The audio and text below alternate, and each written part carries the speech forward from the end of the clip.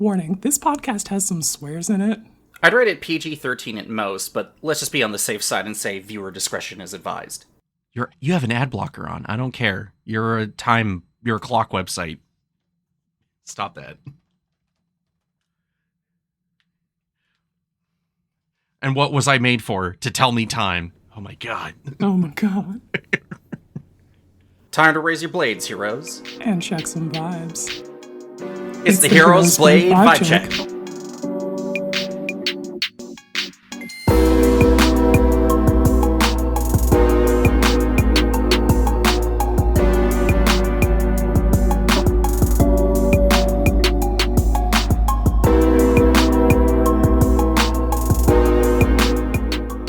I think I'm selling out to become a legacy player.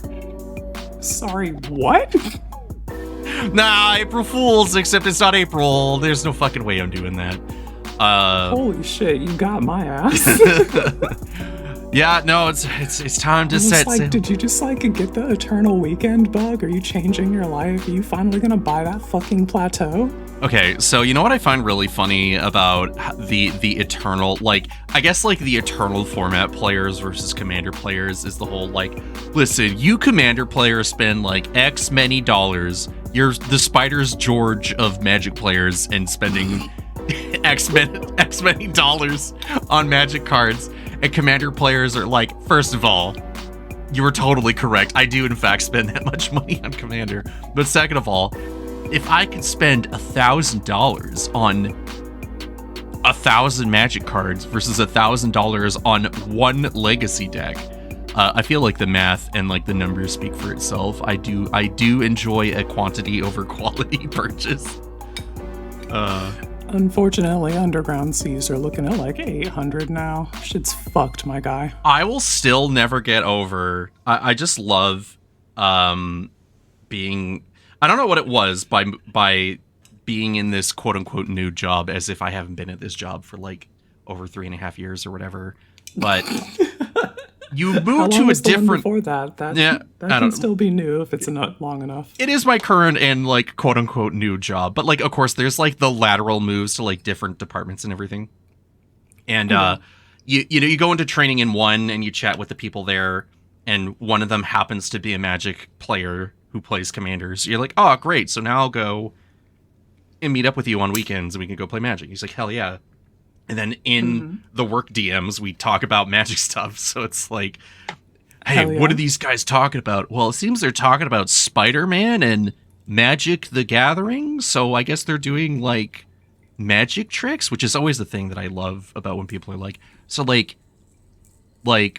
misdirection? I'm that is a Magic the Gathering spell, but no, not that type of magic spell.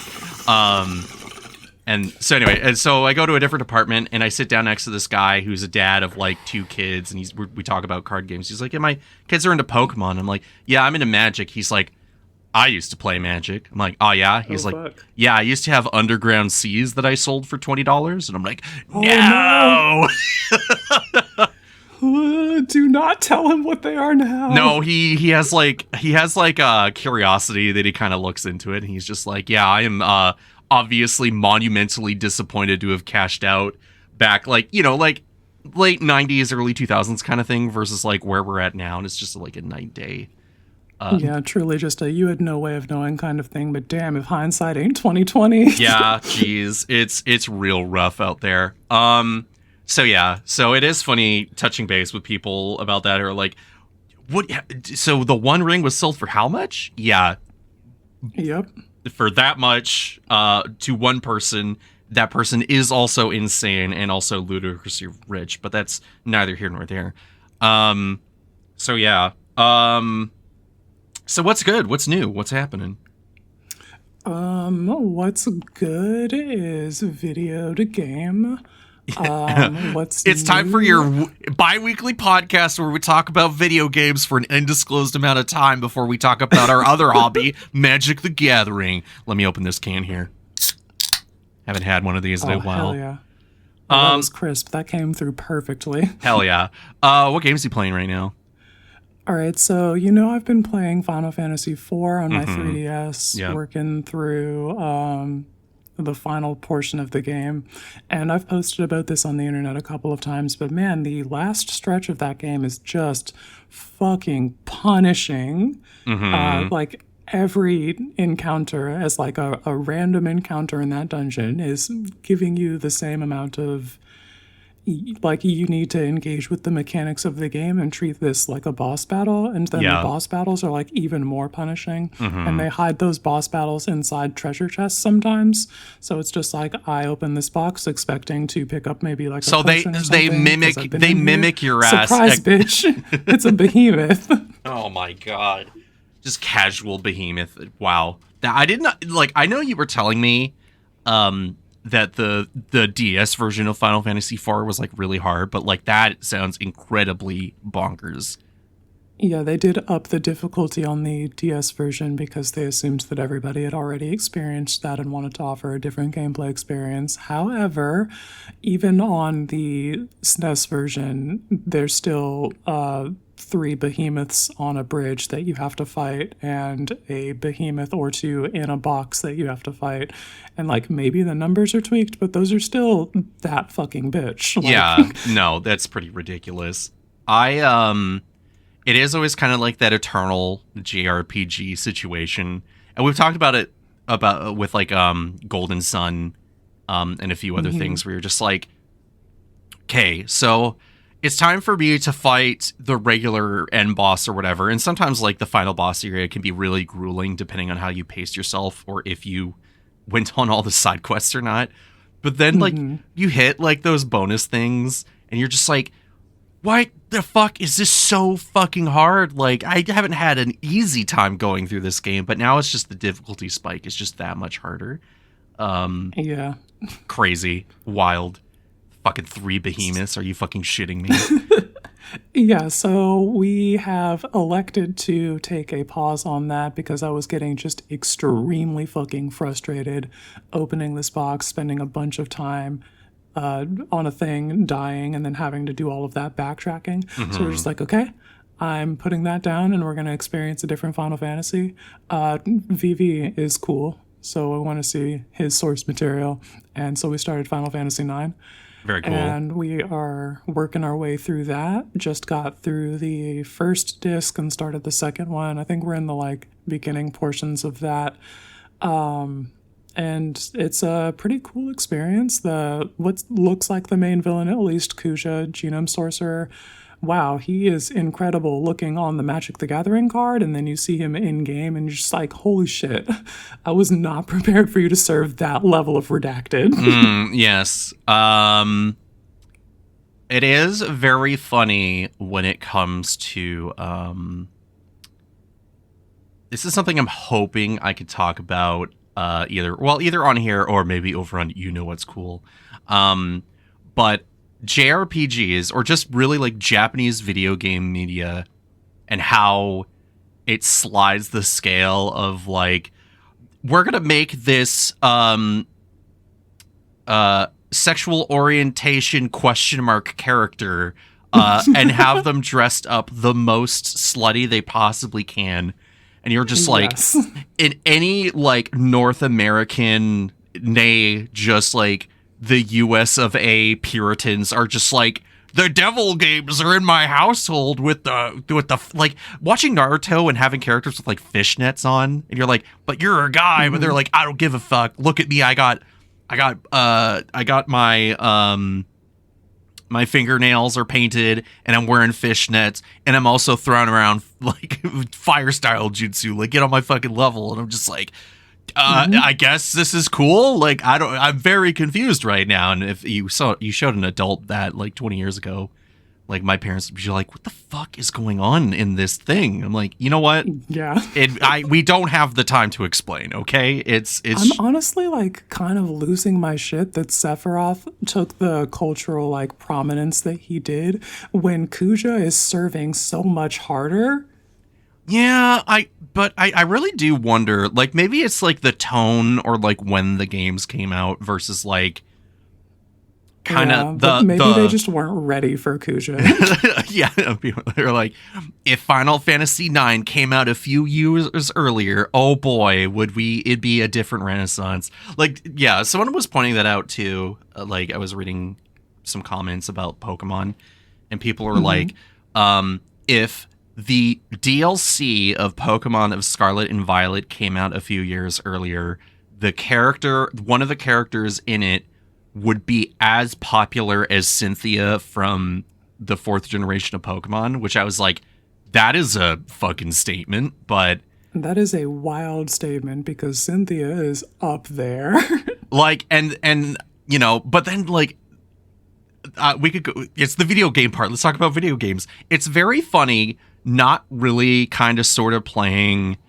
the Sinnoh games, and honestly they're not my most favorite despite like all the good changes and everything they made, so I kind of just find Cynthia overhyped.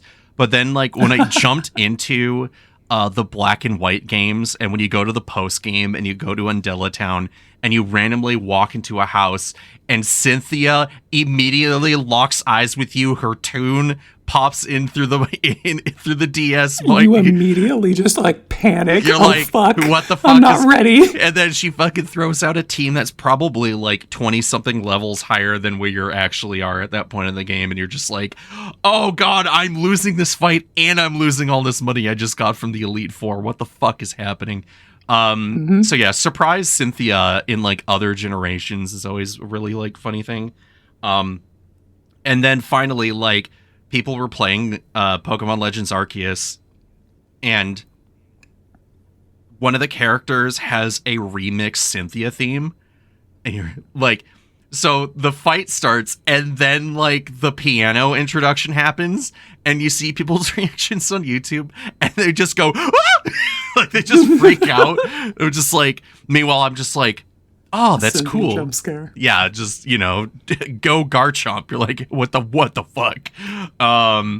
So yeah. I played Legends Arceus and I do not remember that at all. That's Well, very you funny. did not finish the game, Quinn. You didn't finish do it. I have to like 100% it? Oh, you didn't. It sounds like you haven't done the post game. I did a lot of the post game, but I'm not 100%ing the Pokédex. I'm not asking you to finish the Pokedex, but I need you to fight the gender question mark boss of that part of the game. All right, I don't think I know who you're talking about, so maybe I'm just talking have about not that played blonde enough of twink that yet. needs to be annihilated. Damn. I think Not ringing any bells. I need you to reload that game up at some point. I need you to get back to me, and I want that on my desk in 2 weeks. Okay, that's asking a lot. But, No, it's not. It's really not. I believe in you. Quinn, Okay, we'll you think got about it. through Devil May Cry 3 and 4, okay? I believe in you. Yeah, but that's an action game that's short, designed to be replayable. Yeah. And so the Pokemon Legends Arceus is an action game that requires you to replay it. What in the...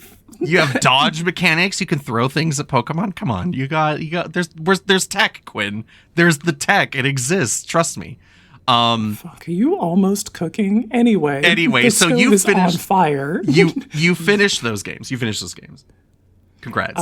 Yeah, I did finish Devil May Cry 3 and 4, and I've played 5, so I feel pretty accomplished with my journey through the series. I started Devil May Cry 1, and I got through the first mission, and that really just...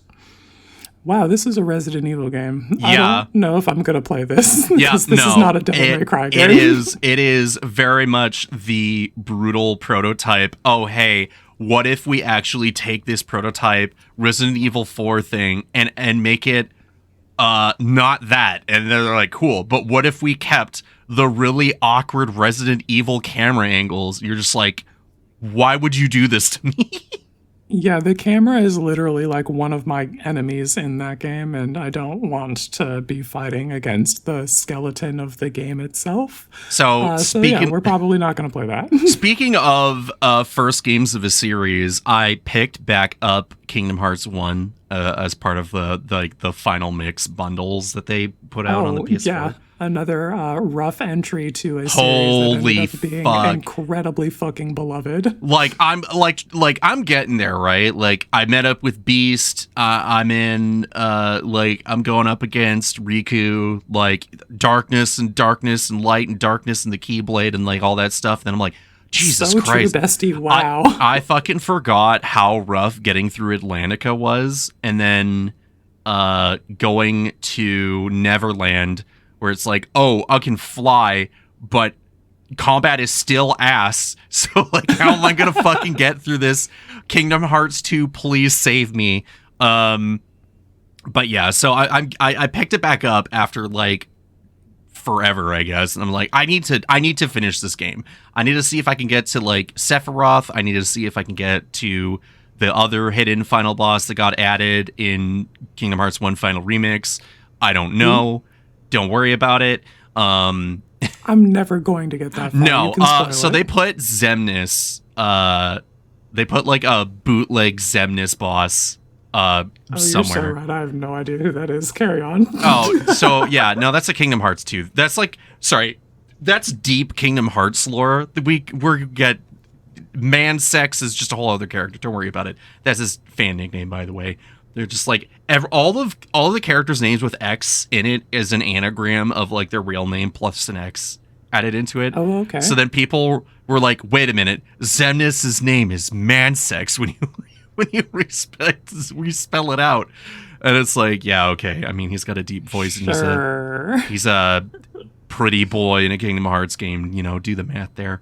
Hopefully I can get through that game because I'm like, I know I should be playing Claire Obscura Expedition 33, but like part of me mentally is just like, I don't know if I'm mentally prepared to do another thing of Peak when I need to like go through severely mid and or quote unquote old games. Yeah, you need some junk food before you. Kingdom Hearts 1 is fine cuisine. Kingdom Hearts 1 is like artisanal junk food, I guess, or or it's like when you go to the corner store and like your family, like your parents or your grandparents were like, "Oh man, back in my day, this was amazing," and you pick it up and you eat it, and you're just like, "The fuck is this? This is terrible." Really aged. It was really aged poorly. So one quick tangent before I go talk about another video game thing, but people modded Kingdom Hearts 2 to be a Devil May Cry game.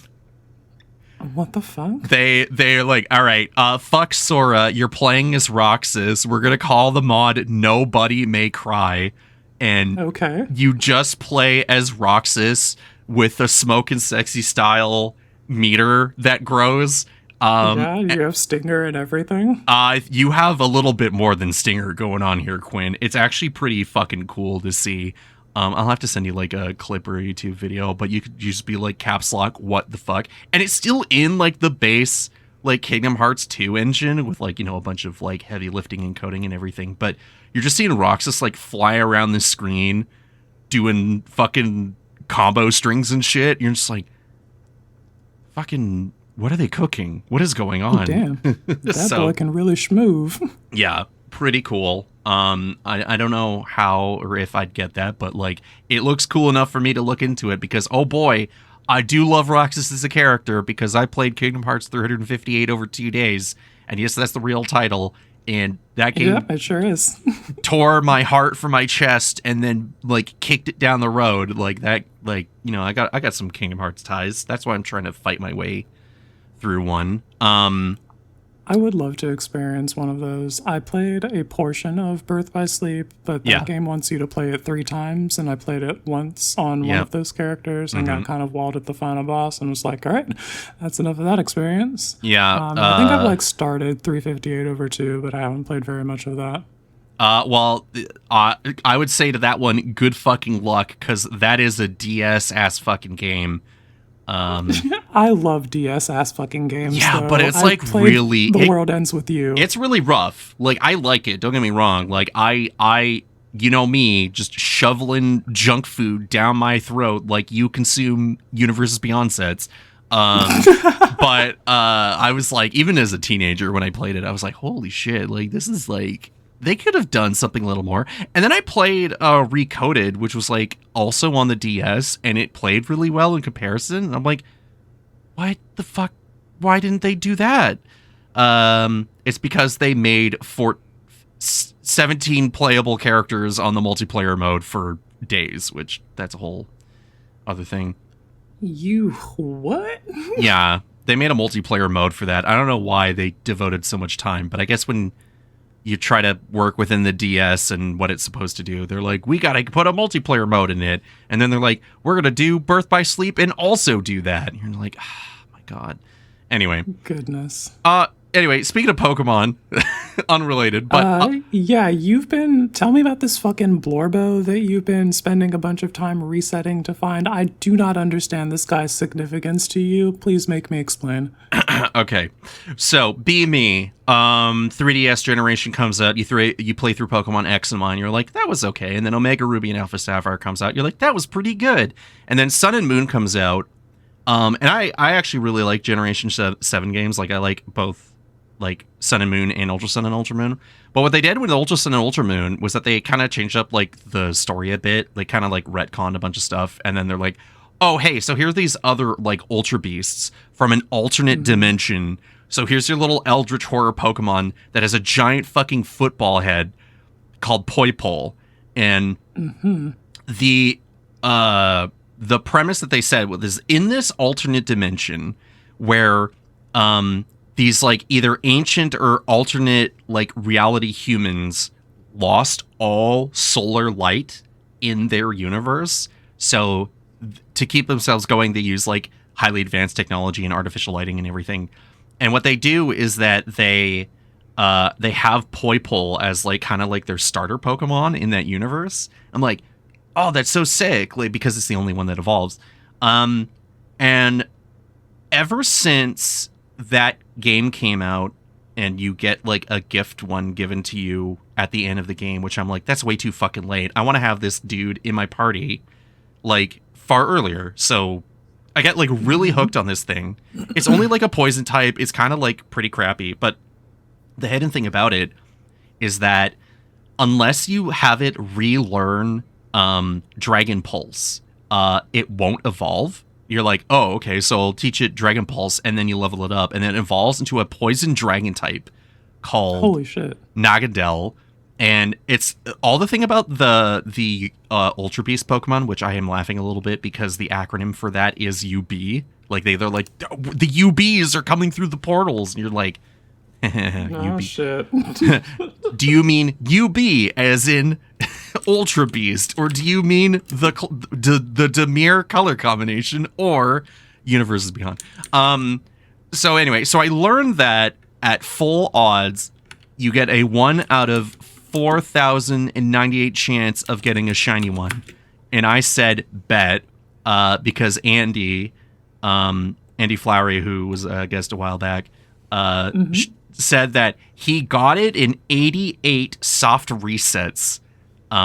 Which I was like, there ain't no way I'm going to be getting that, but by God, I got to try it. So, when I got sick with COVID, I started replaying through Ultra Sun again, got to that part, and locked the fuck in for about like 2 nights straight, and got it at the end of the second day. I'm like, okay. My Blorbo, it's my guy. Oh yeah. So now I'm cruising around with him in the game, and at some point, I can transfer him ahead to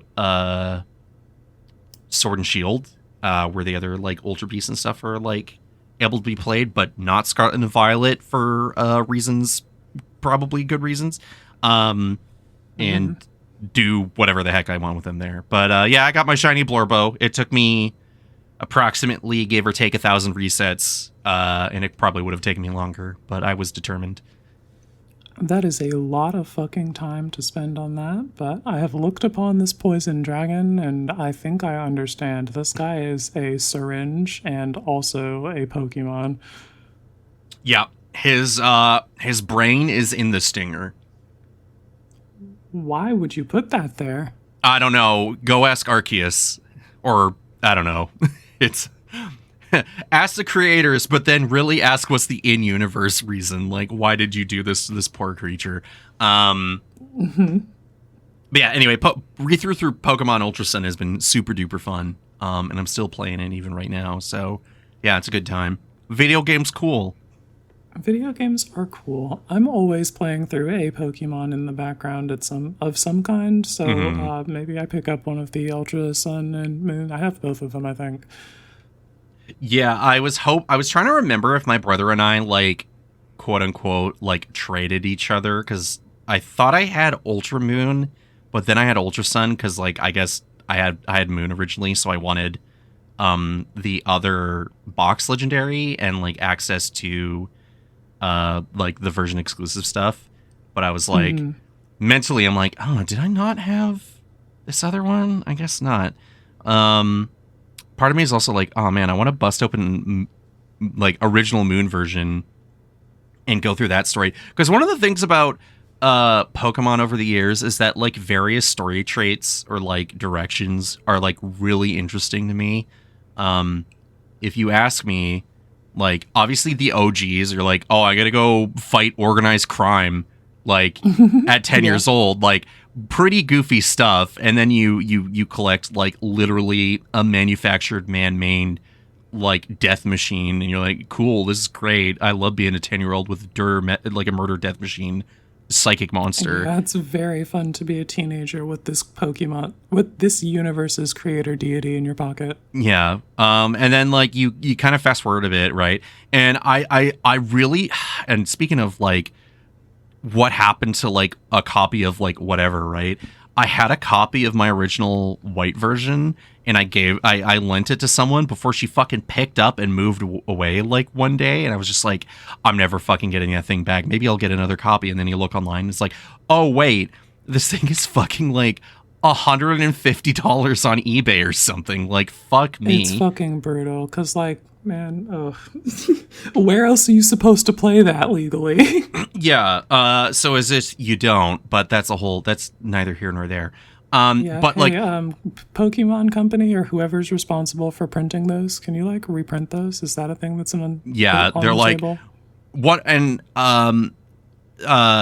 so like I think that like the Black and White and Black 2 and White 2 games are like actually super solid, and they've been getting like retroactive recognition because they are really that good. And I just think like the story directions and like the characters and everything are like really interesting, despite the fact that people are like, I don't know, I just think it's really shallow. And like people were we were chatting over in Cody and Laz's Discord for Brew Review. People were like, nah, Gen 5 fucking sucks. And I'm like, if it were not for the laws of this land, I would have you slaughtered. I think those games are fucking awesome. And then Yeah, I don't know. It's just Pokemon to me. yeah, fair enough. I might be able, again, I bugged Andy and I mentioned something to him, and he said, yeah, like we'll look into it. But I'm hoping to talk about Pokemon in not in like a let's go through a game and talk about it way, but like let's go through the universe and talk about some of the weird, wacky shit that happens in this rated E for everyone kids game, as it talks about like death, the afterlife, the multiverse, and like eldritch horrors from beyond. Yeah, it's just Pokemon equals 3 emoji. You're like, no. It's :3 actually. Oh, whatever. Do give me a colon 3 lowercase c for me, why don't you? Let's go to some vibe checks, huh? Let's do that. Fuck, that is how I talk. I got it down to a science, Quinn. I know. You gotta get a purple heart in there, you know, and we're all good. No. Being red for filth. I cannot finish a video game to save my life. Yeah, we know, Quinn. All right. I've been doing better on that. We just talked about how I finished 3. Anyway. You also watched all the checks. Spider-Man. You also watched all the Spider-Man movies, and that's a whole other thing. Yeah. Yeah. Oh, okay. We can go over that later. All right. I want to talk about Ivor Wolfcoast. Cool. That is a Universes Beyond ass card. What does she do? She's a 7/6 with trample and haste, and whenever she deals combat damage to a player, you mill that many cards. You may put a saga card and or a land card from among them onto the battlefield, and you can cast her for 3 and red, green, white. That's just like 3 free extra cards you get to look at, and you've got a greater chance of connecting if you've got more power, even if people have a bunch of chump blockers. It's just kind of win-win-win when you're looking at that. Good in that old context. 10-8 with trample and haste seems pretty damn good. They're just there. Yeah, like beep fucking beep, dude. Is this All is right, this a what you got Sagas for me? deck or no? Oh, yeah. Or wanted sorry, to- summons, excuse me. Yeah, we can talk about that in the later section because I do actually like to go over that. But yeah, I wanted to have the roleplay experience of both, what's her name, Rydia from Final Fantasy IV and Garnet from Final Fantasy IX, and see how they played in the context of Naya Sagas and summons.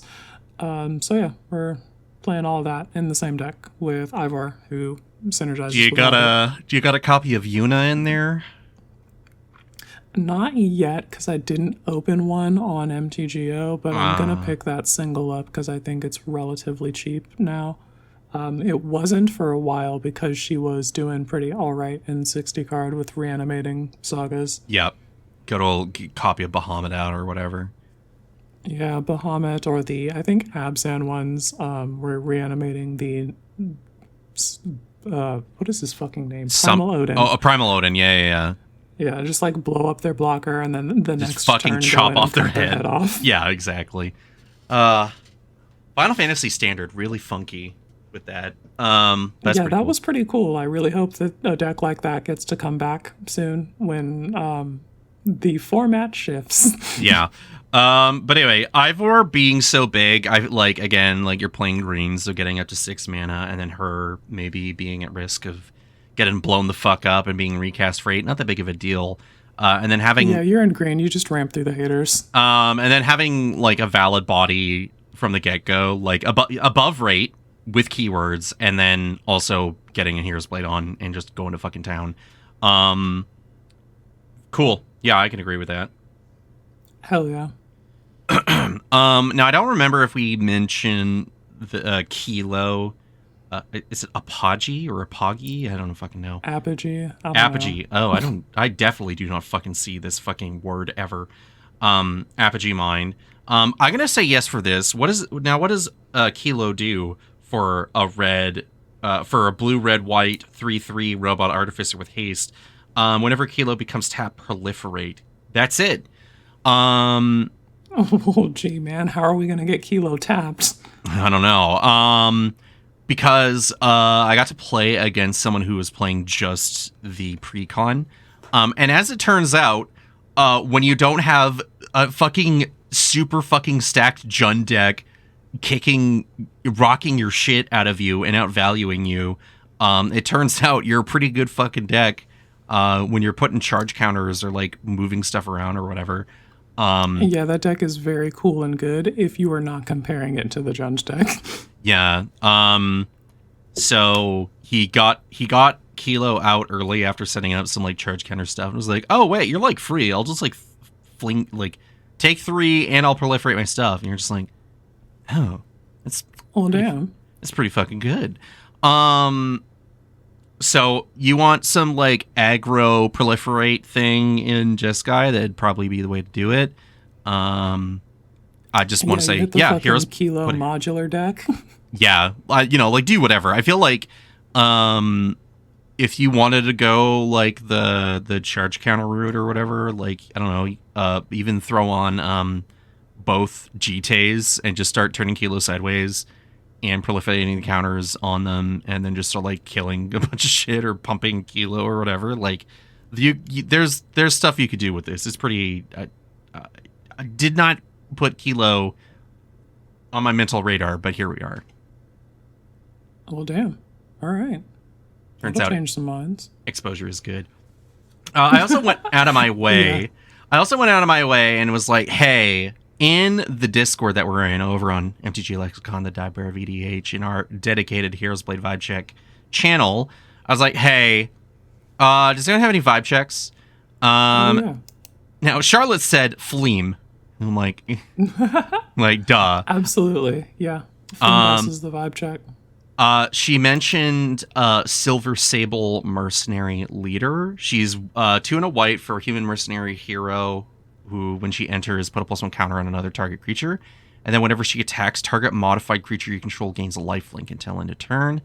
That could be herself, obviously, is pretty good. That could be other creatures that pick up the blade, which seems pretty good. She's kind of like low to the ground and kind of like slides under the radar. So like I feel like Silver Sable works pretty damn well with it.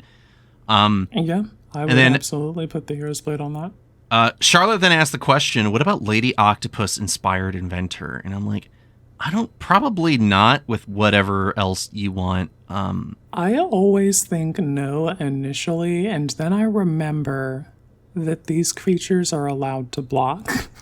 And then I'm like, wouldn't that be so annoying if Lady Octopus is just sitting here with the fucking 3 power and 4 toughness, just blocking any of your bullshit early attacks, and then end of your turn tap her, because you don't have to like do this at sorcery speed. Yeah, you just do it. Yeah. You just wait until the last possible second and then activate that ability and do whatever you're gonna do. Like, that seems really annoying. Yeah. So you should probably be doing that. Yeah.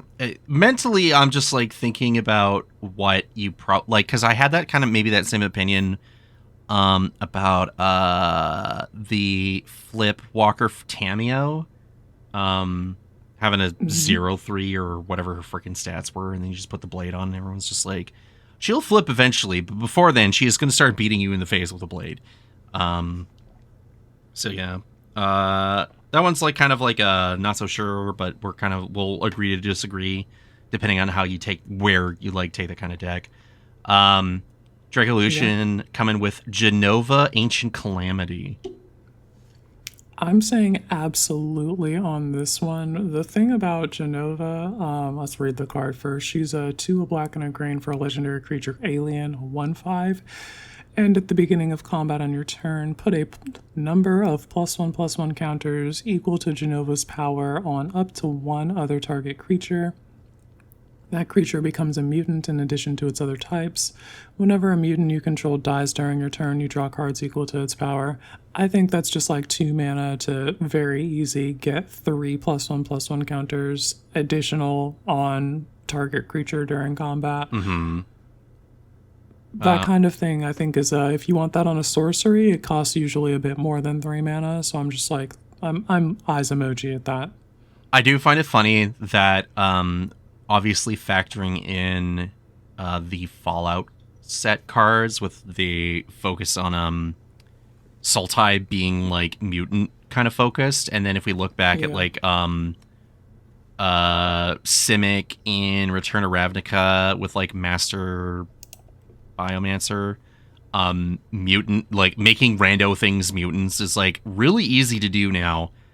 Genova starts like adding that too, and you're like, do you care about mutants in some capacity? Here you go. So yeah, super sick. Obviously that's a pretty easy one. Micah coming in saying another Final Fantasy card, Meister Seymour. Human Elf Cleric, 2 and a green for a 1/3 that says at the beginning of combat in your turn, put a number of +1 counters equal to Meister Seymour's power on another target creature you control. And then you can do 3 and double green for a Monstrosity X, where X is the number of counters among creatures you control, which is like, yeah, that's pretty good. I could that seems pretty free. I'm in on that. And then Nick, Plaidclad's like, Octavia Living Thesis passes the vibe check for the blade and tentacles. Don't know why you had to mention the tentacles, but all right. Well, the tentacles are sort of the same kind of auto-equip style equipment. Oh, right, because that was the earlier part of the conversation. Yeah, true. I still need to get a... Did I not get a copy of that? I'm pretty sure I did. I have to double check. Everything's been a blur. I got COVID the last couple weeks, and I'm obviously over it now. And I think maybe I have an order at the store to go grab that has it in there, but Don't quote me on that. It's been a bit of crazy couple weeks. And then, did we get another one? No. That was it from just people offering suggestions and trying to up the clock. But yeah. Thanks, everyone, for firing that our way. Let's talk about other comments from episodes. Yeah, on last episode, we've got comments from Jay saying, this song is so sick, and Nathan saying, paychecks are for cats. Yeah, it's true. Paychecks are for, in some priority order, cats, Magic the Gathering cards, rent, food. Actually, I guess food for cats. So I guess cats, and then food for cats, and then medications for cats, and then Magic the Gathering, and then other things. Forfeit all worldly possessions to the cat. Yeah. Claire, who we haven't heard from for in a while. Good podcasts, good live show. Thank you very much. Hope you're doing well. Glad to hear from you. Uncharismatic Bard says, thanks for the episode, and a reminder to check out Brew Review. Hell yeah, gamers, go check out Brew Review. I do know that Cody and Laz are supposed to be at MC Atlanta this weekend, or this week, or whenever it's happening this week. I think it's coming this week. MagicCon Atlanta. Not going to be there. Sounds like a good time. Yeah, y'all have fun out there. They'll be recording an episode since they'll be in person. So I think they're bringing equipment out to do that, which sounds really cool and really fun. Yeah, Brew Review Live. Looking forward to it. Bulby Day, a.k.a. the best Pokemon. DJ Space Girl, such a good one. Yeah, these were real bangers. And Stephen Jen says, great episode, y'all. Yep, it was good. It was great. Had a lot of fun with Cody. And then Charlotte coming in with, y'all already know that I love this podcast, but it really is the perfect thing for me to have on during a workout. It's chill but engaging, doesn't have ads I want to skip, and now with a new DJ Space Girl track every episode, it even hits on that level. Thank you both for making such good stuff. And thank you for listening, Charlotte, and for such a wonderful comment. Yeah, thanks, gamers. All of the feedback for my music is super, it fills me with a warmth and appreciation for the audience that I have. I appreciate every one of you. EP. Yeah, I gotta make a band camp or something. Whatever, do a coffee or something and be like, you want the music, you gotta pay, You dig? Okay. DJ Space Girl track? Yeah, I've got one this week. Woohoo! Hey, this is Johnny Mardu coming through an ultra wormhole to give you the newest beats from Eclipse. We got Witch House beats to draw lunar strength from. So get ready to ponder thy orb and brew some potions. Now I'll take a ride on a Lunala to the entire beat.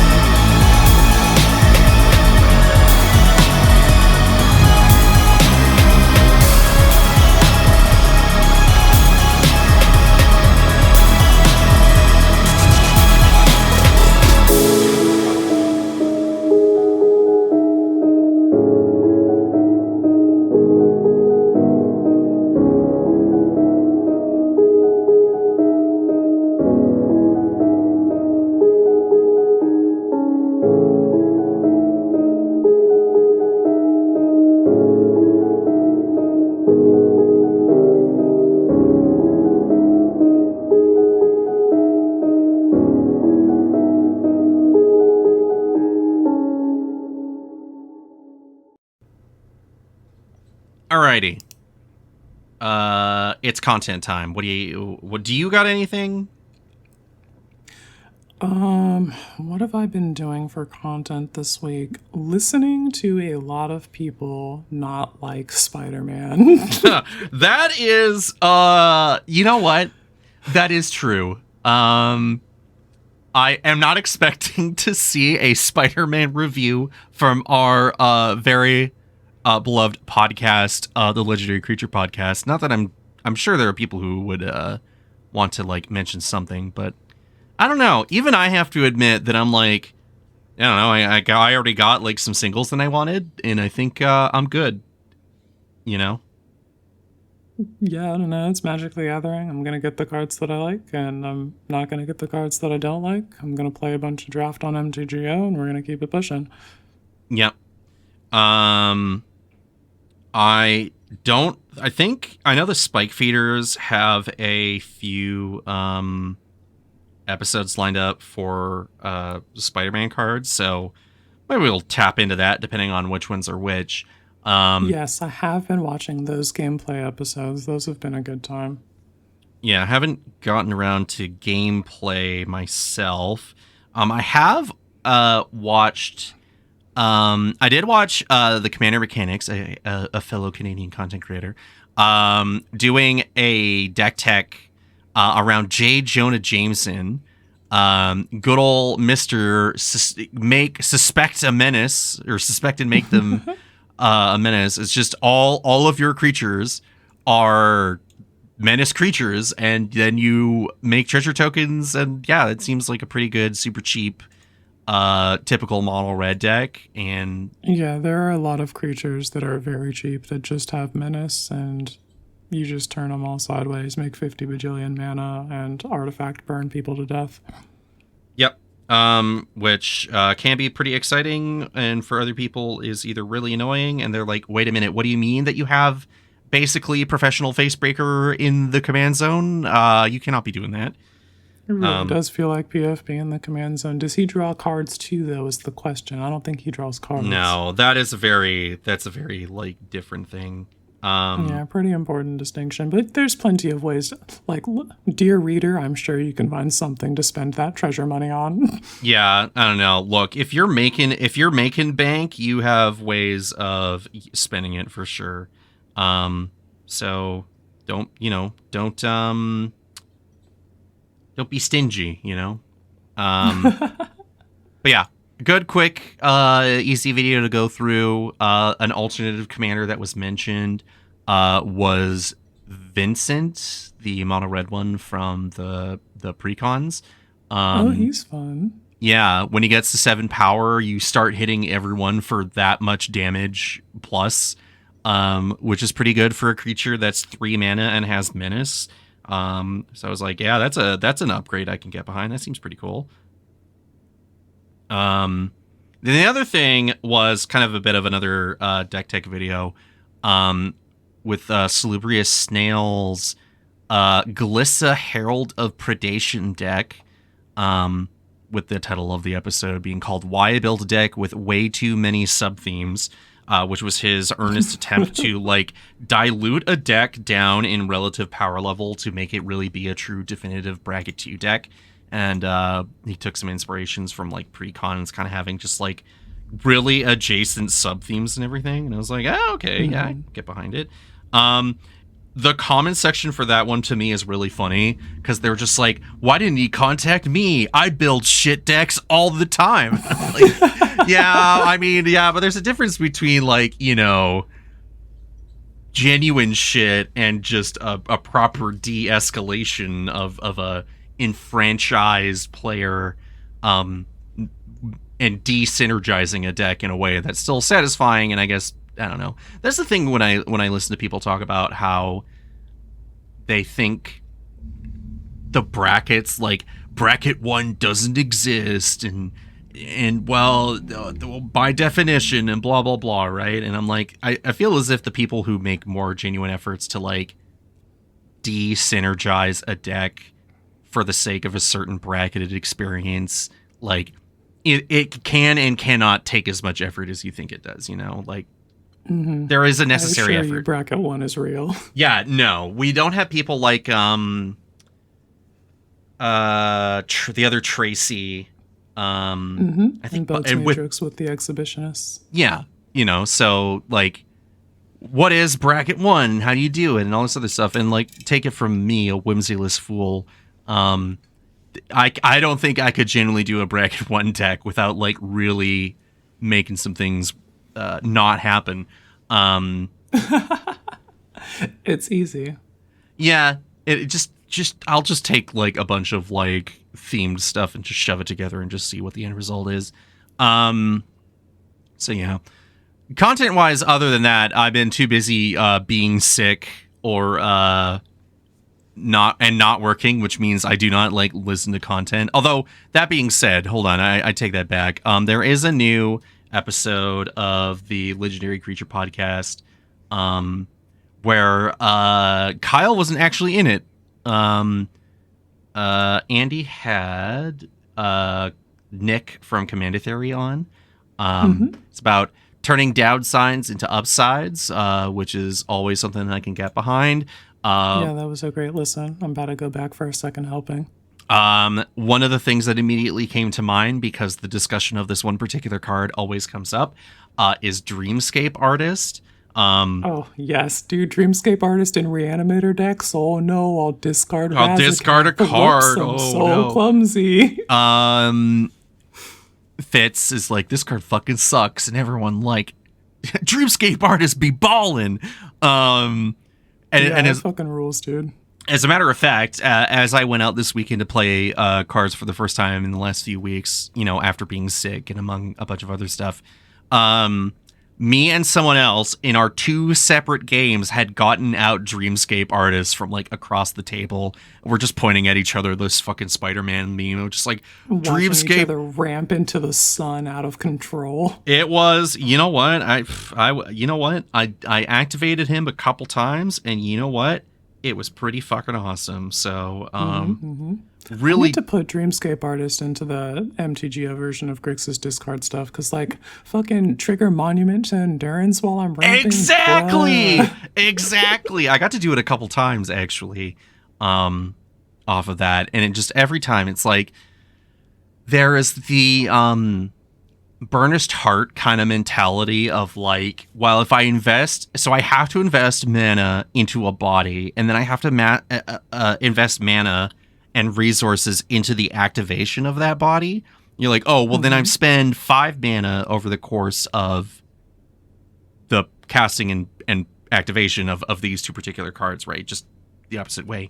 And in Dreamscape Artist's case, you're not only just harrowing, but you also have to discard something, which for some people, like if you don't have like another decent card engine, or you don't have something that'll leverage your graveyard, like it is really bad when you start going down in cards in hand. Like, cool, land count go up and they enter untapped. That's always the one thing where I'm like, yeah, you're paying 3 mana for the activation, but you are getting 2 lands out ready to go when it resolves, and that's a whole other thing. But then you're like, cool, well, am I playing Reanimator? Or do I have Monument to Endurance? Or do I have the Chariot that cares about you discarding cards, or all this other stuff? Oh yeah, Crypt Color Chariot. So, are you triggering Howler? Yeah, oh yeah, you're triggering Howler. Yeah, exactly. So there's just a lot of things that can be done with cards like that, and that's obviously turning a downside to an upside as a prime example applicable to the episode. But it was just like, there's just a lot of cards that Rotting Regisaur and yes, Ultimate Green Goblin or whatever. So those are other cards where it's like, okay, discard a card with bodies that are above average, and at least in like the Green Goblin's case, you do get like treasure out of it. Yeah, it's a Rotting Regisaur for the modern age. Yeah, exactly. So like,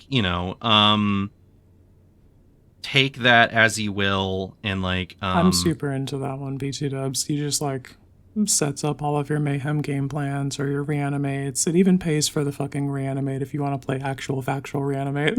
Yeah.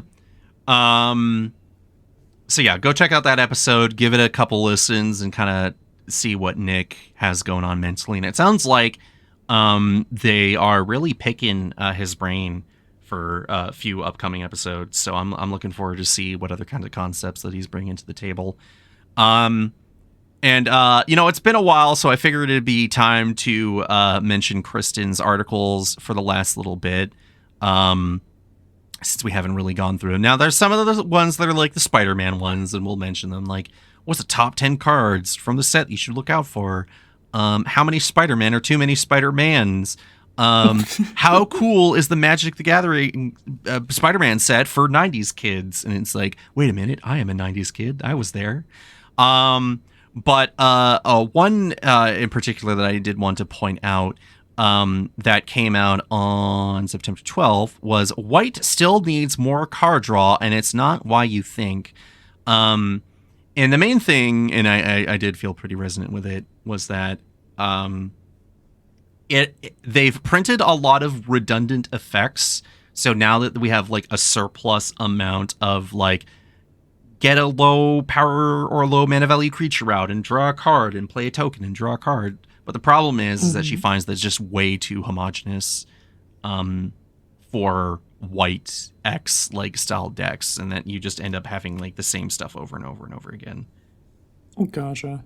Gotta keep making more and iterating so that you can get more varied effects and have more things to pick from. Yeah, because like I don't know how many times like I brought up like, oh, like I'm building like I have a White X like whatever deck, or I have like tokens or whatever. Mm-hmm. So you're on like, Tenacious Welcome, you're on Welcoming Vampire. Yeah, which I'm like, those are two cards. Those, for example, like those are two cards that I can readily get for somewhat like affordable costs and like your 3 mana cards, right? And then you take a look at like, was it Caretaker's Talent for like the token one? I'm like, I'm not getting played in Standard. I'm not fucking getting a copy of that, and I'm not going to be able to get a copy of it for any reasonable amount of money. And my printer don't go burr. That printer's running out of ink. And it prints in black and white. So like, I'm definitely not going to be getting one. So, I do see her point, because then the other side of it is that like, okay, but then you put in a bunch of colorless staples, and then you're not playing white, and I'm like, yeah, then you're an artifact deck. Cool. I'm going to play the One Ring. Yawn. Woohoo, So yeah, so go check those out. I always enjoy reading what she's got going on. And actually, hold on. That being said, hold on. I do want to shout out Cass, Strixhaven Dropout. She's been writing a bunch of articles over on EDH Rec, and she's been one of my new favorite authors the last little bit, because she is more of a vibes writer than she cares more about like the human side of the game than like the card mechanic side of the thing, and how do people get affected by the game and being tilted, and other things like an article that just came out today that I didn't see, where like our hat set's bad and stuff like that. So should you run more removal in Commander? Take that hit. Wow. And other things like that. So she is totally my jam in terms of what you want to be looking for in Magic content creation, because when it comes to like Kristen and Kaz and a few other people in this space that review the game, not just from like beyond just the gameplay standpoint, like what are we getting out of the game and out of the collective experience of being a Commander player and so on. And it's really important to remember that, like, yes, for all the potential money that we might be spending, or all the investments that we're making in these decks and these cards, is that we are the people behind it, and the people we are playing with also really matter, because my God, if we piss them off, guess who's not being invited back? And yet we show up on Lexicon Commander every weekend. Is you need people to play it with. Yeah, I don't know how Brandon gets away with it. That guy. I was laughing so hard. I don't know if like it was part of one of the games we'll be talking about in the next little bit here. But I tapped in this weekend just to watch because I was already out playing Magic and I was pretty tired when I got back, so I wasn't gonna go on stream. And then Brandon's like, "Who's ready to play Two-Headed Giant?" And Benji's like, "I'm not." I'm like, but and Brandon's like, "Oh, but the Discord voted." I'm like, "Yeah, but you know who didn't consent? Benji." Yeah. One of those things I just find really funny is like when people get together to play Commander, they just want to play Commander and not really be like, "Well, I want to play CDH." Bro, I showed up to play Commander. You know the format? Commander. I don't want to play 50 card pickup with you, or I don't want to play like Legacy out of nowhere and stuff like that. So anytime like I haven't talked about Grixis Crime City because I basically kind of shelved that project for the time being because I haven't been even to get people to play Mardandan just because I'm like, does anyone want to play? And they're like, no, because I want to play Commander. And I'm like, I understand. That is what we were supposed to come together for, and I would also like to play Commander. So it's always kind of warm people up and see if people are interested well ahead of time, just to see if, you know, people would be interested. And then if people do, then you can be like, cool, we will be showing up to not play Commander, except we will probably end up playing Commander anyway, so bring a deck just in case. And then we'll play this other thing. So yeah, just a little tangent before we go off into Brews Off the Shelf. Hell yeah. I've been yammering, so you go ahead and give us a deck. All right, but I gotta hit the bong first. Oh, yeah, true. I guess you haven't had time to do that yet. Yeah, I was had to fucking grind some more weed first, and now I'm like, where did the fucking bowl go? I'm just like, fucking mess. I swear we just had it. All right. Cole, can you Cole? Can you cut that? Okay, thanks. Got it, boss. All right, so Brews Off the Shelf. Like we talked about at the top of the show, I have been playing some Ivor Wolfkist Naya sagas. Mm-hmm. The thesis, basically, I wanted to see what Rydia did as a summoner kind of on her own. And I also wanted to do the same thing with Garnet, because been playing those Final Fantasies for the summoner roleplay experience, basically. Mm-hmm. And so we want to also like see how that is replicated in the game. And we didn't have enough sagas in the like just Gruul or just Selesnya to have the really like satisfying summoner RP experience that we were looking for from that. But we did have enough if we smashed all of that together. So that's what we did. And Ivor is an extremely powerful Magic the Gathering card. Oh, so yeah. Of course she's a fitting commander. So that's what we ended up doing. The fucking construction of this is very simple. I took all of the sagas in my collection on MTGO, I put them in a pile. We took everything that said historic and put that in a pile, and everything that says saga but isn't a saga, we put that in the pile. And then you just play cards that say landfall and extra land drops, and from there you'll figure it out. And pretty much, yeah, so we've got all of the sagas that we're looking for. Extra land drops. I grabbed Zeldinkt from Final Fantasy, and Loot is here, the mono green one. Everybody who flips into a summon who is on color is in here. So we've got J-Dog and Dion and Clive. Pretty much all of the on color summons. I think there's like one or two that I couldn't get my hands on. And I haven't done exactly the math to figure out which specifically they are, or which ones I ignored for not being relevant for this, because like summon Esper Ramu. Yeah. If you're not in Wizard Typal, that one isn't doing a whole lot. And despite what you want, despite what you try to do with it, it will just straight up not do anything. Yeah, it'll just be a vanilla something or other, and I'm needing a little bit more impactful cards for the metagames that these decks are seeing play. So yeah, we ignored those and went with that. In terms of summoners, like we talked about, we've got Rydia and Garnet, who Rydia is landfall. Whenever a land you control enters, you may discard a card. If you do, draw a card. And then her summon ability is to pay X and tap and return target saga card with mana value X from your graveyard to the battlefield with a finality counter on it. Gains haste until end of turn, activate only as a sorcery. That really replicates her like pulling summons from the underworld like she does in Final Fantasy IV.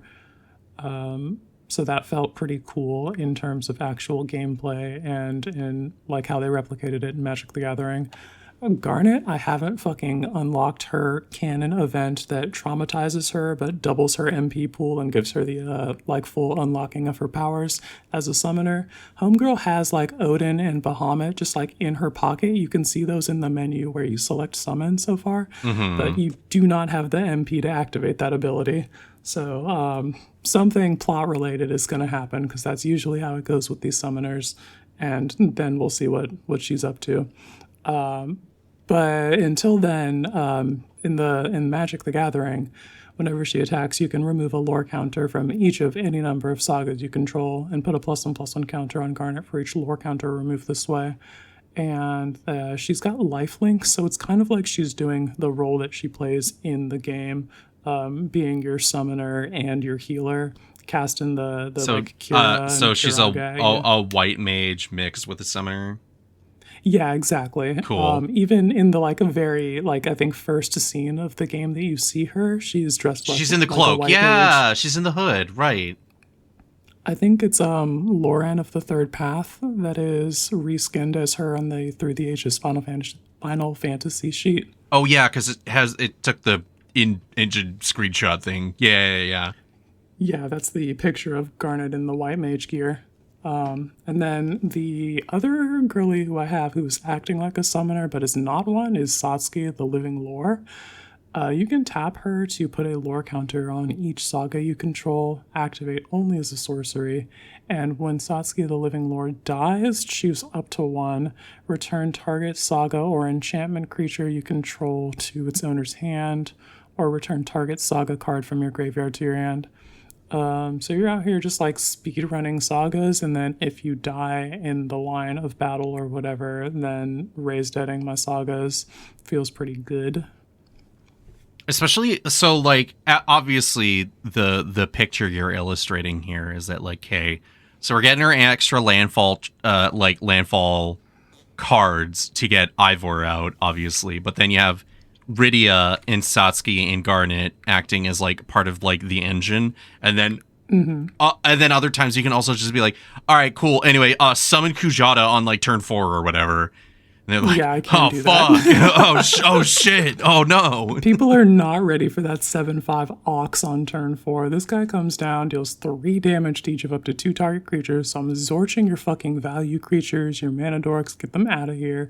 And then the next chapters are just like, your shit can't block, and then the last one is like, discard Bahamut, win the game. Yeah, it's pretty good. I got to do Kujata's effect a couple times. Like, someone bounced Kujata back to my hand while chapter And then you're 3. like, sick, I'll run it back. I'll do it again. They were like, wait. Yeah, I no. made a mistake. I'm gonna go over my summon deck after this, but yeah, fucking goddamn Kujata, Valagarmanda, like they're so fucking good. And then you're like, oh Yeah, cool, those wait, feel I'm incredible. playing this weird ass freaking what's the color fucking combination? I'm playing this Naya kind of sort of graveyard strategy. Fucking summon Titan, just fuck him up. Yeah, Summon Titan is incredible here. It mills a bunch of cards and returns all the land cards from your graveyard to the battlefield tapped on the second chapter. And then on the third chapter, until end of turn, another target creature you control gains trample and gets +X+X, where X is the number of lands you control. So I can point that ability at Ivor and make her like commander damage, like you die now. Or we can put that at literally anybody else who needs to be big for whatever benefit that can grant them. There's a lot of flexibility on where you can apply that buff and what it can do for you. What other construction do we have here? The stuff that says Saga on it but isn't a Saga.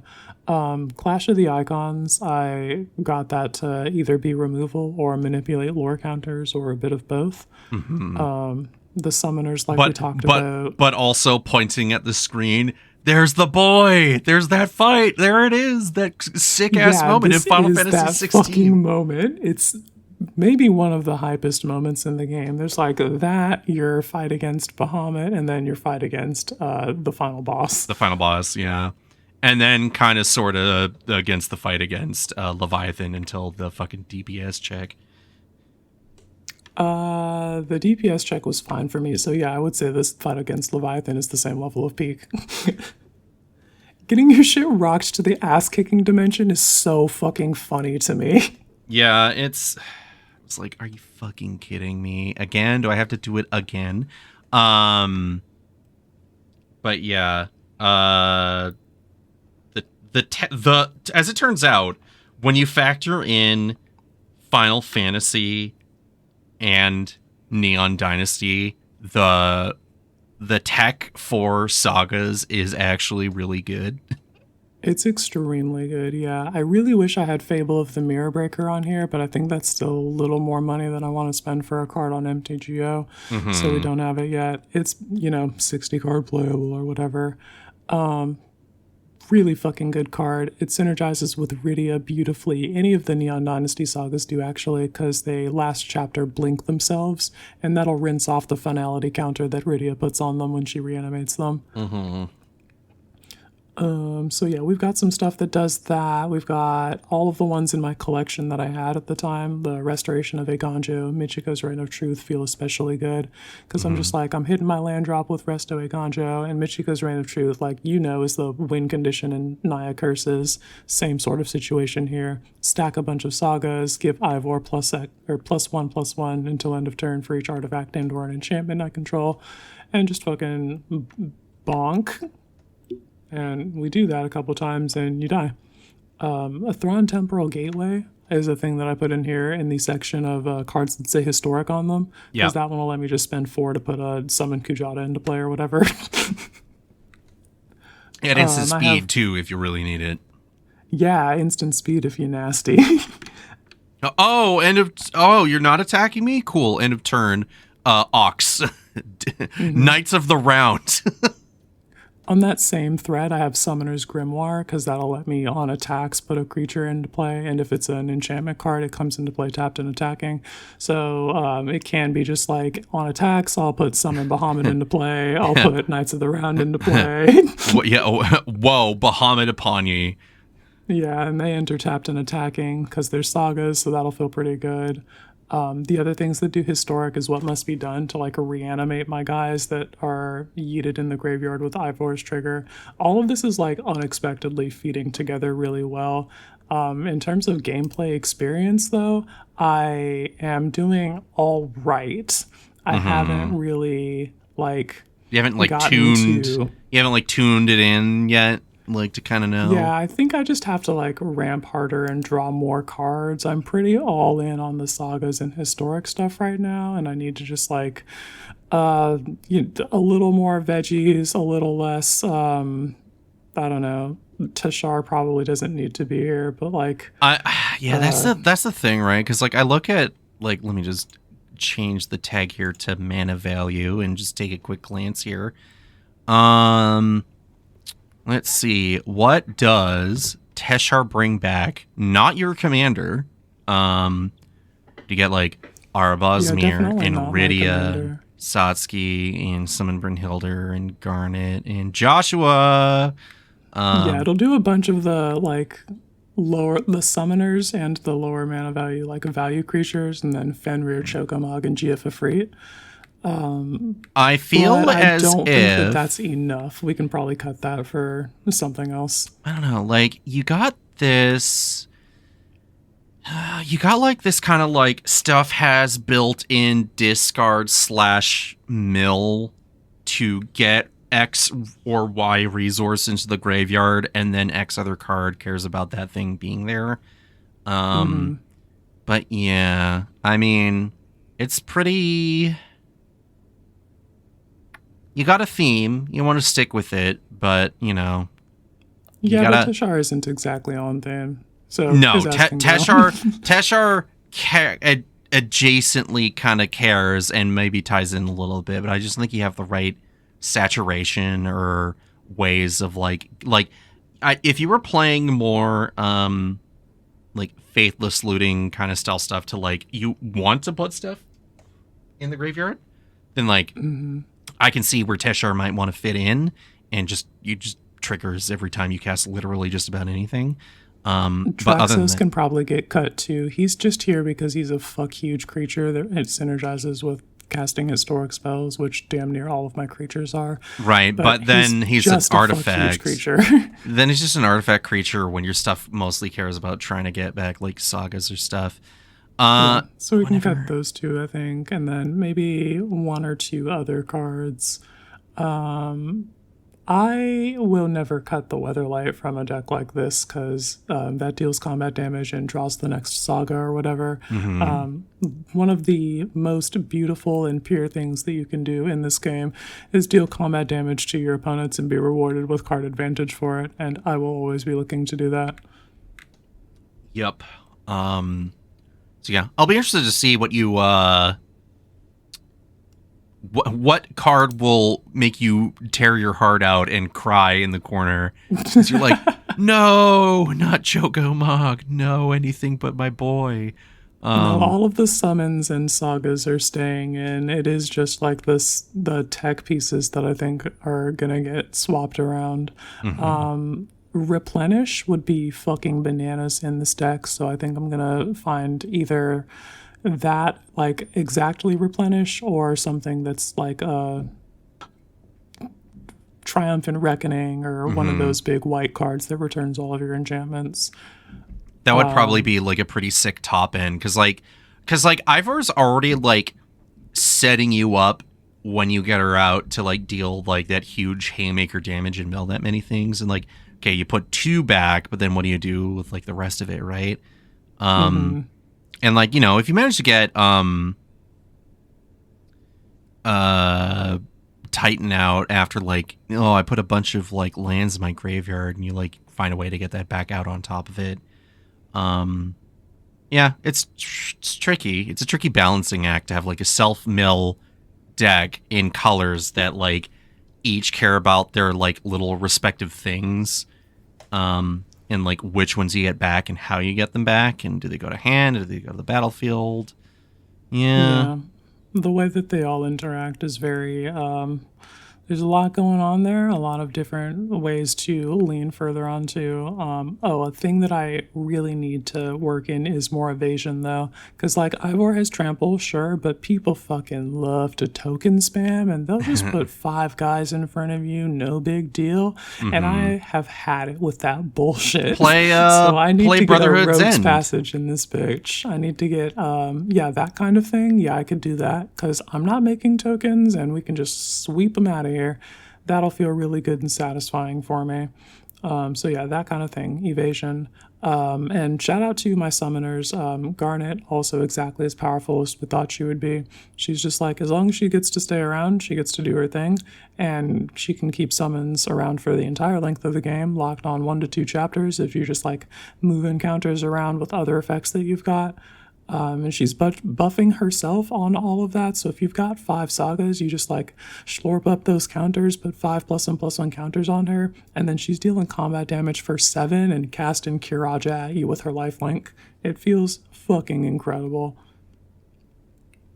Yeah, a lot of See, and like the more that we've talked, where it's like, oh, I could play this 2-color summoner, or I can play the 5-color summoner role.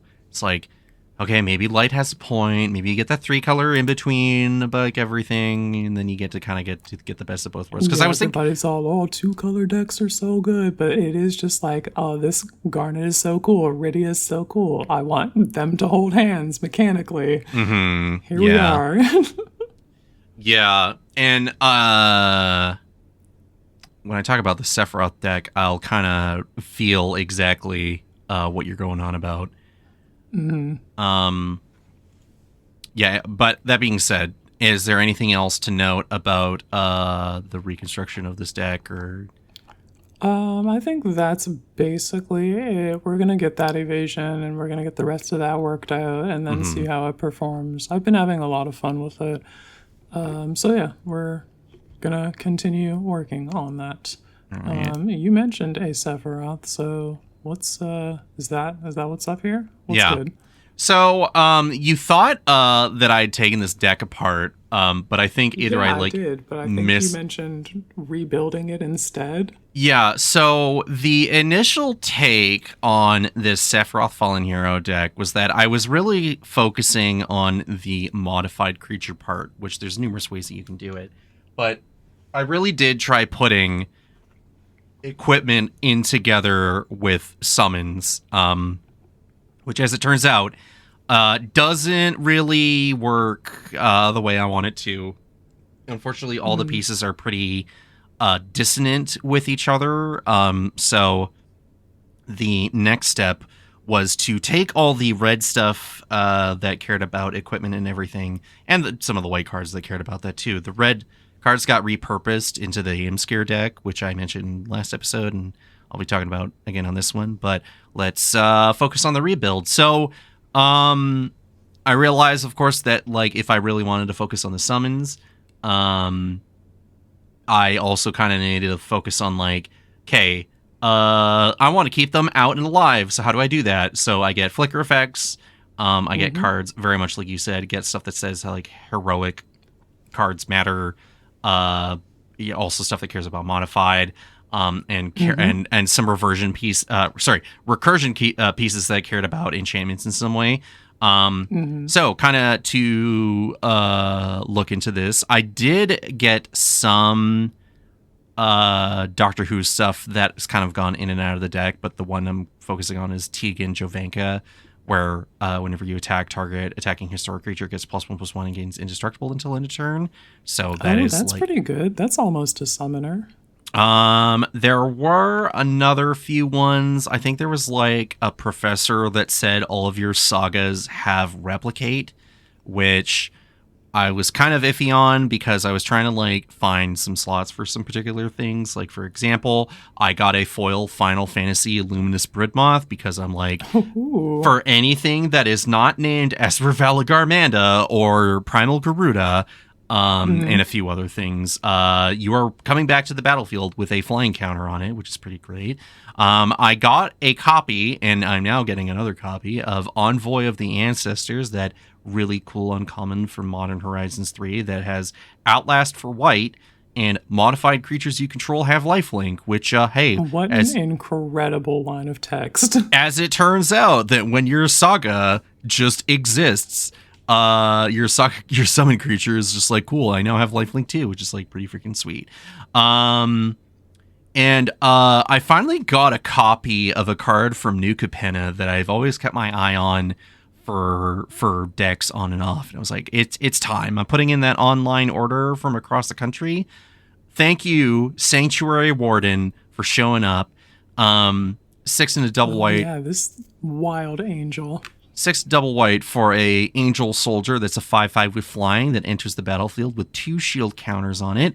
When she enters or attacks, you may remove a counter from a creature or planeswalker you control. If you do, draw a card and create a 1/1 green and white citizen creature token. Oh no, my Primal Garuda is gonna go poop. and into the ether. Maybe I want to keep Ixion out on next return to keep that thing out. Yeah, it would be a shame if the Ixion released that thing from prison. Why don't we just turn that clock back a turn? What if I proc summon Yojimbo again, you know? No. So Sanctuary Warden was kind of like, I don't know why, but like mentally in the top of my list of like, if I had ways to get rid of counters off of stuff, Sanctuary Warden's like at the top, despite the fact there's probably more than a few other cards that really care about that kind of thing. But the other thing too is I'm like, new Capenna card, go. Like that was like, that's it. That's all I need. No, again, no one locally had a copy, so I was like, God fucking damn it. So I put that big online order in and finally got a copy there. So it's like, all right. So with all these changes, which let's go over some of the other stuff. I'm like, cool. Put in Reconstruct History and Campus Renovation as part of like the recursion pieces, because one, I just love these cards. And two, when you can hit any particular card like between the two, between like enchantment and artifact, like if you really care about that kind of thing. But Reconstruct History can get you up to 5 cards, which is like pretty damn good for 4 mana. And Campus Renovation, you choose one artifact or enchantment, which I'd have a non-zero amount of both of those. But you also get to exile the top 2 cards of your library until the end of your next turn. So it's like also a card advantage thing, which is pretty good. Put in Getaway Glamour, because that card has continued to be a bit of an overperformer in things that I put it in. Eerie Interlude. You were there. You were witness to me playing Esper Valagarmanda and exiling my copy of Eerie Interlude underneath it so I could cast it with the mana that it generates on chapter 2 through 4. To which then I reset Esper Valagarmanda in a pinch so it came back and exiled Eerie Interlude again. This motherfucker's dancing. Yeah. That was also how Kujata was like getting up to fucking no good. And outside of like maybe if I wanted to distribute +1 counters, which is another like theme of the deck via like Luminarch Aspirant, Zach Fair in a pinch, Elena self-accumulates over time, Dion as Bahamut does it on chapter 1 and 2, and et cetera, et cetera. So resetting is always kind of a bit of a mixed bag depending on what your table composition is. But like, again, Eerie Interlude, Cloud Shift, Long Road Home. I don't have Ephemerate because now that card is a non-$0 flickering card. And yep. So you make do with literally every other annoying ass freaking card that does that exact same thing. Nahiri's Resolve. What an incredible card. So fucking good. So anyway, what is the final verdict so far on all the changes? It's just a far smoother experience. I would like to get some more summons on this list. I think summon Bahamut is a bit too much mana value wise, but summon King Mog would probably fit in pretty well with this. Like, and then I'm just like, I just kind of wish there was a little bit more, but that's kind of where Joshua and Dion and Clive fit in for like the here's the other half of it. And Sephiroth, obviously, of course, for anything that isn't summon Kujata, like making the target thing become a 7/5 on the attack, or just straight up all of your modified creatures become 7/5s, which like overrun in the command zone. That's no big deal. That's pretty good. But speaking of, again, making Vincent, Vengeful Atoner, a quote-unquote copy of Sephiroth, but except with Menace, and then punching everyone in the face for 7 on top of unloading your table of modified monsters. Yeah, it's a freaking good time. I'm pretty excited. I know I have Ian the Reckless on this list from Fallout, because someone in our comments a few months ago was like, I want to make a bottle red Ian the Reckless deck. I'm like, This guy's pretty sick. Whenever he attacks, if he's modified, you may have it deal damage equal to its power to you and any target. And the difference of like when you choose to do like Sephiroth and Ian's like attack trigger.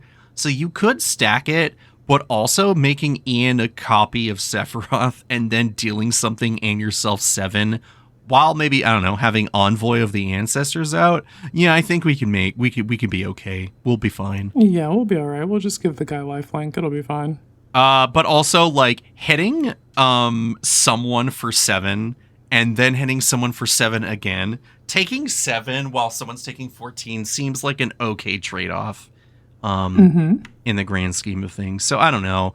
Does the deck need a bit of work on top of it? I don't know. We'll make the tweaks as necessary, but I'm pretty excited. All decks need a bit of work.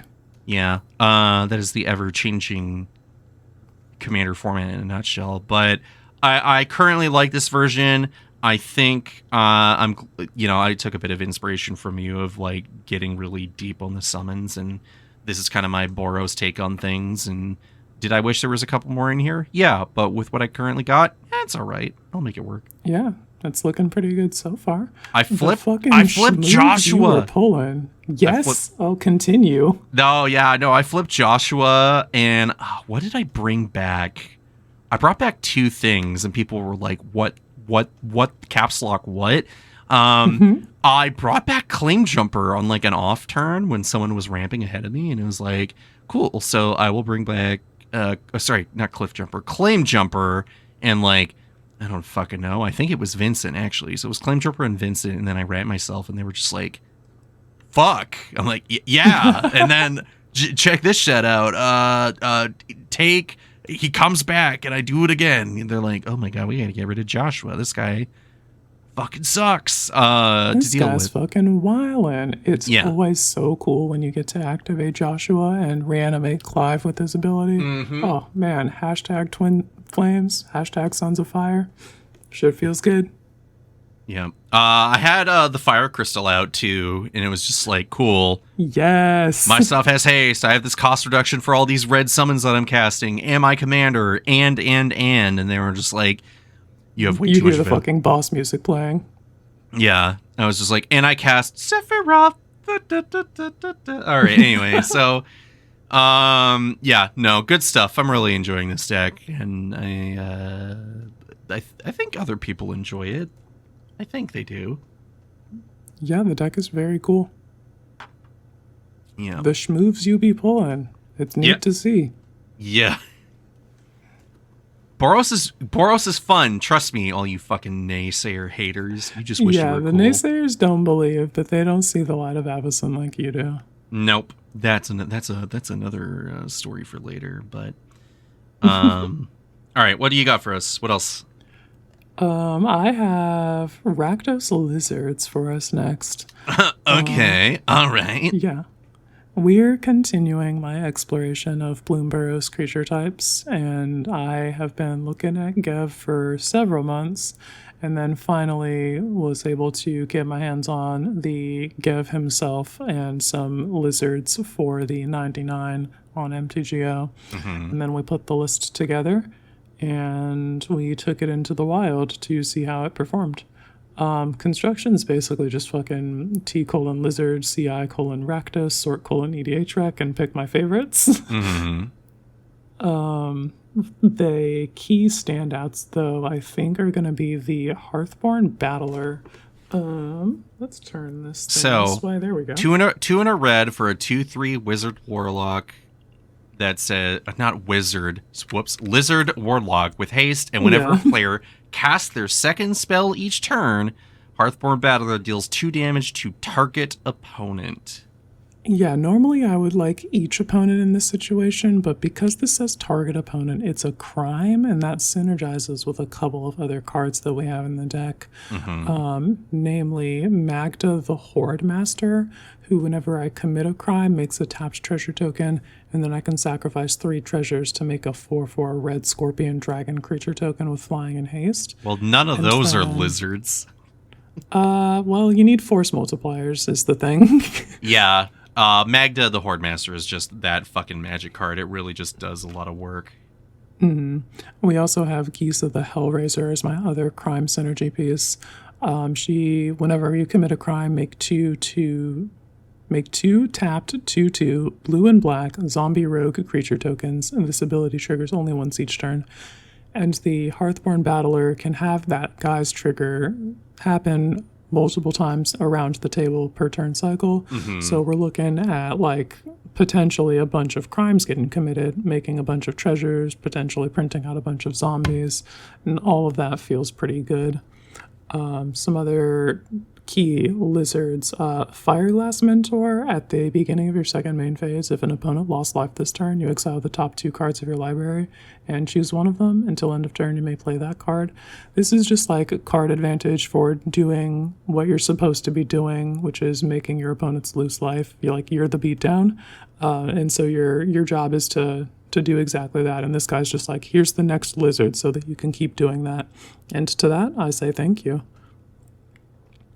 I do find it funny, and this is something that I remember we were pointing out on Bluesky, where Gev, which, by the way, I've had people talk about how they run Gev in, like, CEDH just because it's that fucking good. Yeah. Gev is black. Did we talk about the stats already? No, I think there's lines of text. No, I don't think we read the card himself. My bad. This is very important context. Yes, so Gev Scaled Scorch is a 3/2 legendary creature lizard mercenary for a black and a red. He is ward, pay 2 life, and other creatures you control enter with an additional +1/+1 counter on them for each opponent who lost life this turn. Whenever you cast a lizard spell, Gev Scaled Scorch deals 1 damage to target opponent. Quinn, So just he's fuck telling you the to play lizards. Just but fuck. you don't have to. But fuck the lizards, am I right? What? You don't even need that. You start playing stuff that cares about modified creatures. You fucking play ye old black enchantment from Cons of Tarkir, whatever, something of the ancestors or whatever. Oh, Retribution of the Ancestors. Yeah. So you have so many different avenues, and honestly, just that not the first line, because that's the ward pay 2 life. The second line is really like a big banger that Gev is able to do. And then it's like, oh, and if you do lizard spells, you just get to ping stuff. Yeah, the thing that you can do that I am very pointedly not doing is play persist creatures and a sacrifice outlet, because then they will enter the battlefield with the +1/+1 counter, which will rinse off you the do persist red creature. cap, whatever. Yeah, just the infinite Murderous combo. Red Cap is one of the high synergy cards for Gev Scaled Scorch, and we are not on that. That's not the game that we're looking to play. I'm like honest lizards aggro, which is why I'm so heavy on the lizards, because I'm trying to be an honest lizards aggro deck. As a reminder, Empress Quinn is a cooler Magic player than you because Phase shows restraint. Sure. Everyone's like, I'm going to play the most fuck-busted piece of shit in the command zone. And you're just like, I'm going to play VV Ornithir in the 99 in a just non-VV deck. And everyone's like, yo, what the fuck? What was the thing that was happening? Extremely strong. So there was a thing that you said on Bluesky a few months ago, and I can't remember exactly what it was. But, like, someone was like... Give me some context, and I can probably... I can't remember. You were saying something about playing certain cards, and someone was like, "Wait, Commander's cool again?" It's like, oh, I don't remember the exact interaction that I was describing, but I was talking about a thing that I did in Magic: The Gathering, and somebody was like, "Wait, are you telling me Commander's cool again?" And you're like, "Always has been." oh yeah. As it turns out, when you're not a fucking ornery, whimsy list, fucking old head who complains about everything, if you actually sit down, shut the fuck up, and play Magic: The Gathering, including cards that are subpar, nay, a mid, then maybe you can actually enjoy Magic again. Oh man! All right. Speaking of cards that are mid. Well, actually, no. This guy fucking rips. I want to talk about Viashino Heretic. Shout out to the boy. You spend 1 and a red and tap to destroy target artifact, and Viashino Heretic deals that much deals 2. Fuck, I'm reading the like real card and not the oracle text. And not which the is a oracle mistake. text. Yeah. Vyushino Heretic deals to that artifact's controller damage equal to the artifact's total casting cost, which is like if I'm blowing up your AKA soul the ring, you mana take value. 1. Yeah. Like, yeah, so you get it. It's like some podcasters say, the anti-mana dork. Yeah, true. True enough. And he's 3 mana for a 1/3. So if I've met my like goals with Gev, and this guy's a lizard, so on cast I'm going to guaranteed have one opponent have lost life this turn because of Gev's rules text. He can enter with up to 3+1/+1 counters, and I'm looking at a fucking 3 mana 4/6. Like, what? Pretty good. Pretty good. It's pretty all right. And then hey, you're playing Shamil?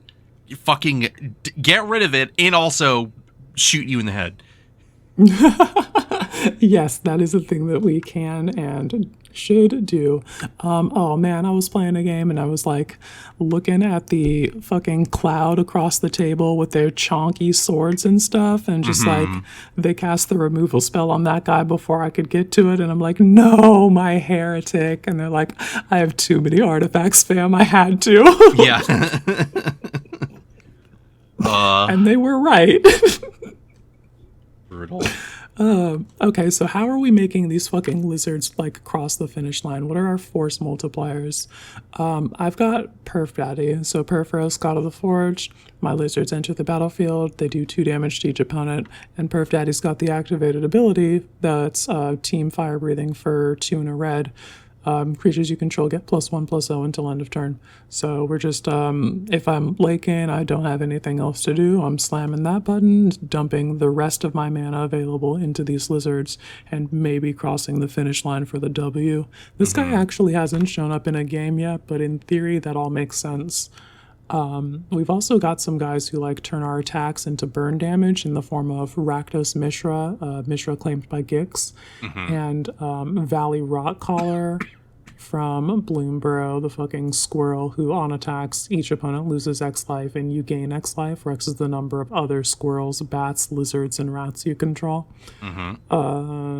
And we have Hellrider, who, shout out to this fucking draft bomb from Innistrad. Whenever a creature you control attacks, Hellrider deals 1 damage to a defending player, and it's got haste. Once upon a time, I was on the receiving end and a caster of this card in Commander, and this thing just does the fucking work every damn time.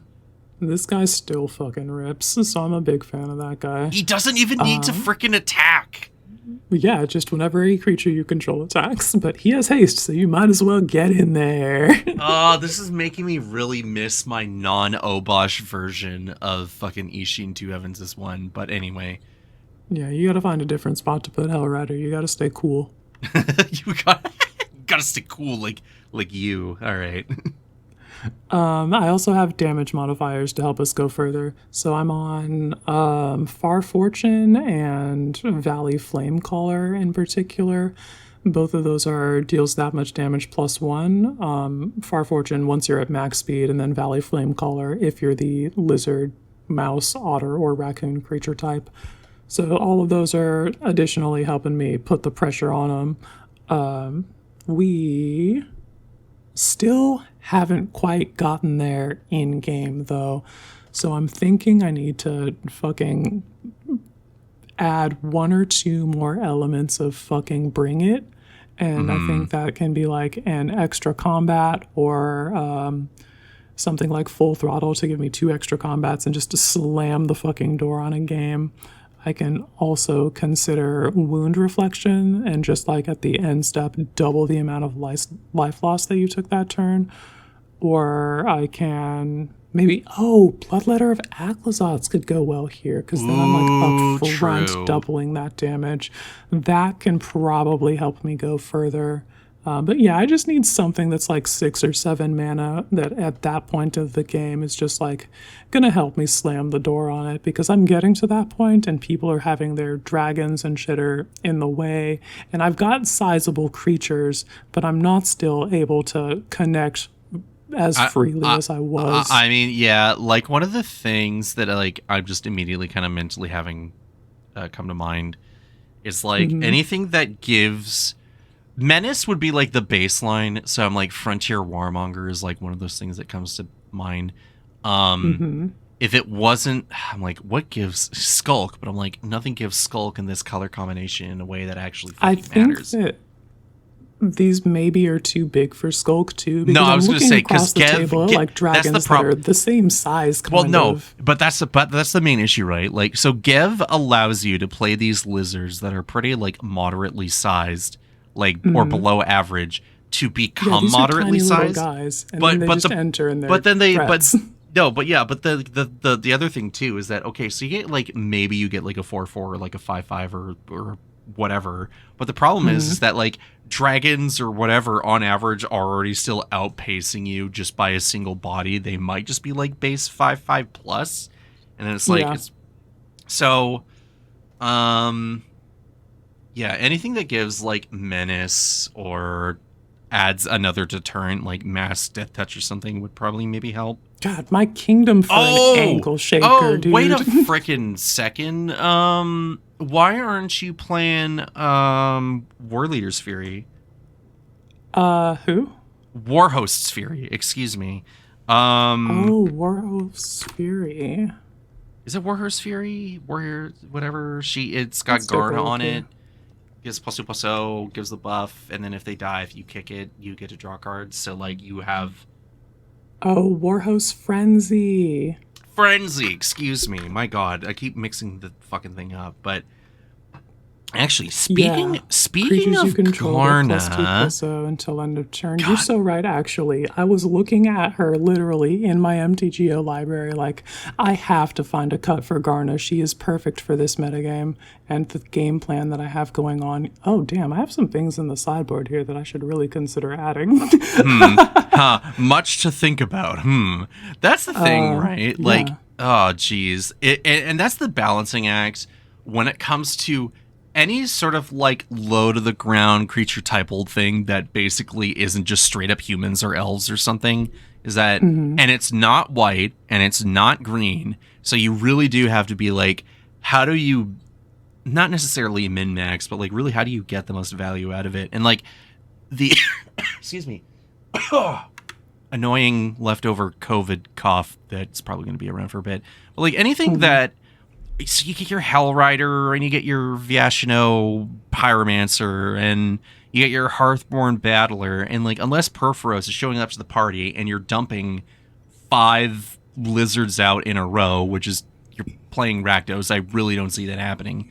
Like I'm not drawing quite enough cards. Like we're not a green deck.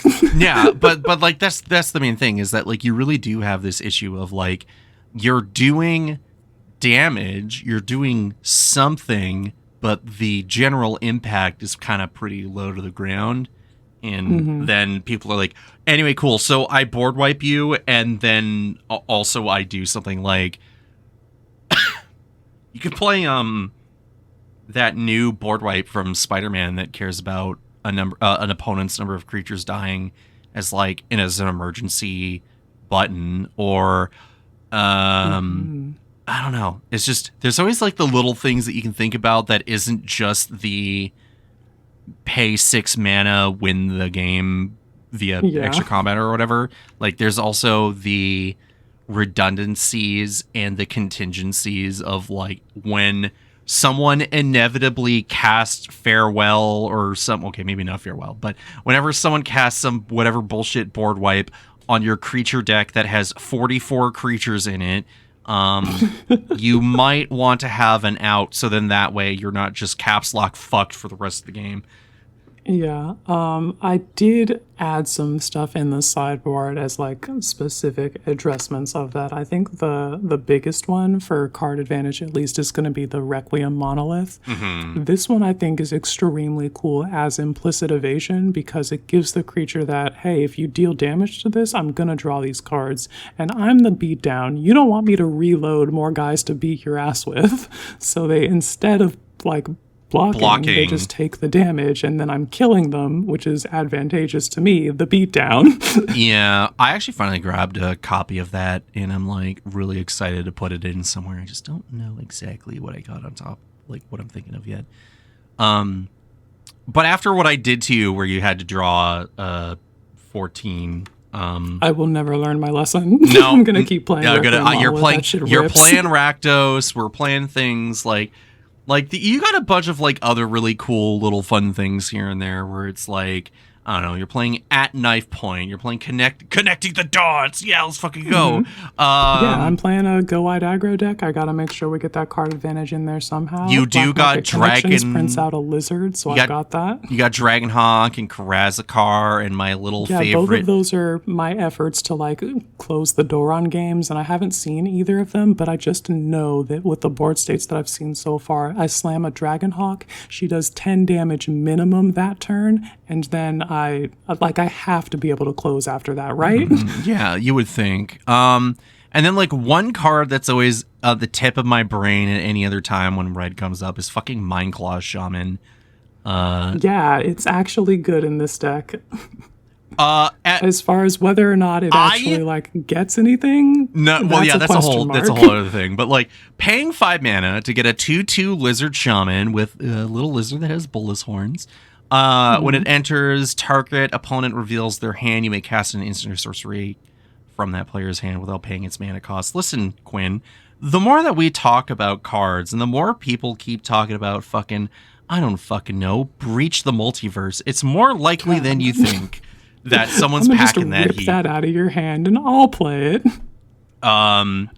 Yeah, it's a bit of you are attempting to play a typal deck that has a life loss / burn sub-theme on combat or on cast or whatever.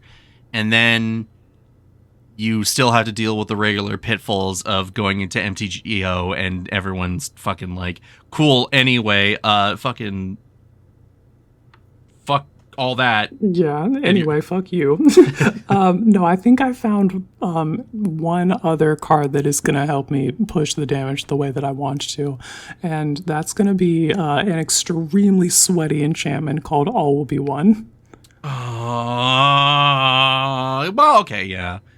I can't actually fucking okay. fair. I was like, yeah, no. I every time I cheat, I try to cram All Will Be One in a deck. I just feel as if I am not ever dedicating enough to it to ever make it be like super hyper lethal, but people don't give a shit because you're playing All Will Be One, so then they just blow it up. This is not at all a combo deck, so I can't like go off air quotes with it the way that people are anticipating, but I do think that this can be a pretty impactful force multiplier, and I can play that and sort of like demonstrate my intent by casting that, following up with a 1-mana lizard or some bullshit that enters with 3+1/+1 counters, and then whoever didn't get got in combat damage can get lightning bolted. I feel like there's like either modified or +1 counter synergies that could probably be slotted in this that we're just not thinking of. Yeah, I keep thinking about Uncivil Unrest, but just like trying to figure out the slot for that in the curve, and also it's like $5 or so on MTGO, which is more than I want to spend on that. It's a non-zero. I mean, like, outside of, what fucking card is that? What is the 9-mana card? Blasphemous Act? Yes. Probably, yeah. Yeah. Like, you got a low enough curve. I don't know. Put in fucking whatever that new Mutinous Massacre? I mean, yeah, just steal a board and then wipe the board. That seems all right if I have the sufficient amount of card advantage to recover from that. I feel like there's something here that I'm just not thinking of right now where I'm just like, I don't know. I'm digging this. Like, I am really digging this. I love the concept. I'm seeing, like, Hissing Iguanar and Lizard Blades and fucking Leffing Jasper Flint, you fucking piece of shit. Ugh. This guy goes so fucking hard. I have to include him. And he's a lot less miserable in when you have 3 opponents. Yeah. And a surprising number of my lizards are outlaws, which I guess was fucking intentional given the text on this card and the people in the office planning several sets in the future. Yeah. I do love how you have a sneaky summon Brynhildr in this. Oh yeah, that is extremely important. I think if you're playing aggro to just like get that haste. next card and then the haste for 2 turns, it fucking rips. Yeah, I'm interested to see where you take this, or if anything really comes about it, or it just ends up being put up back in the MTGO shelf, because you're playing Which is lizards. a pretty satisfying evolution of Rakdos aggro soup.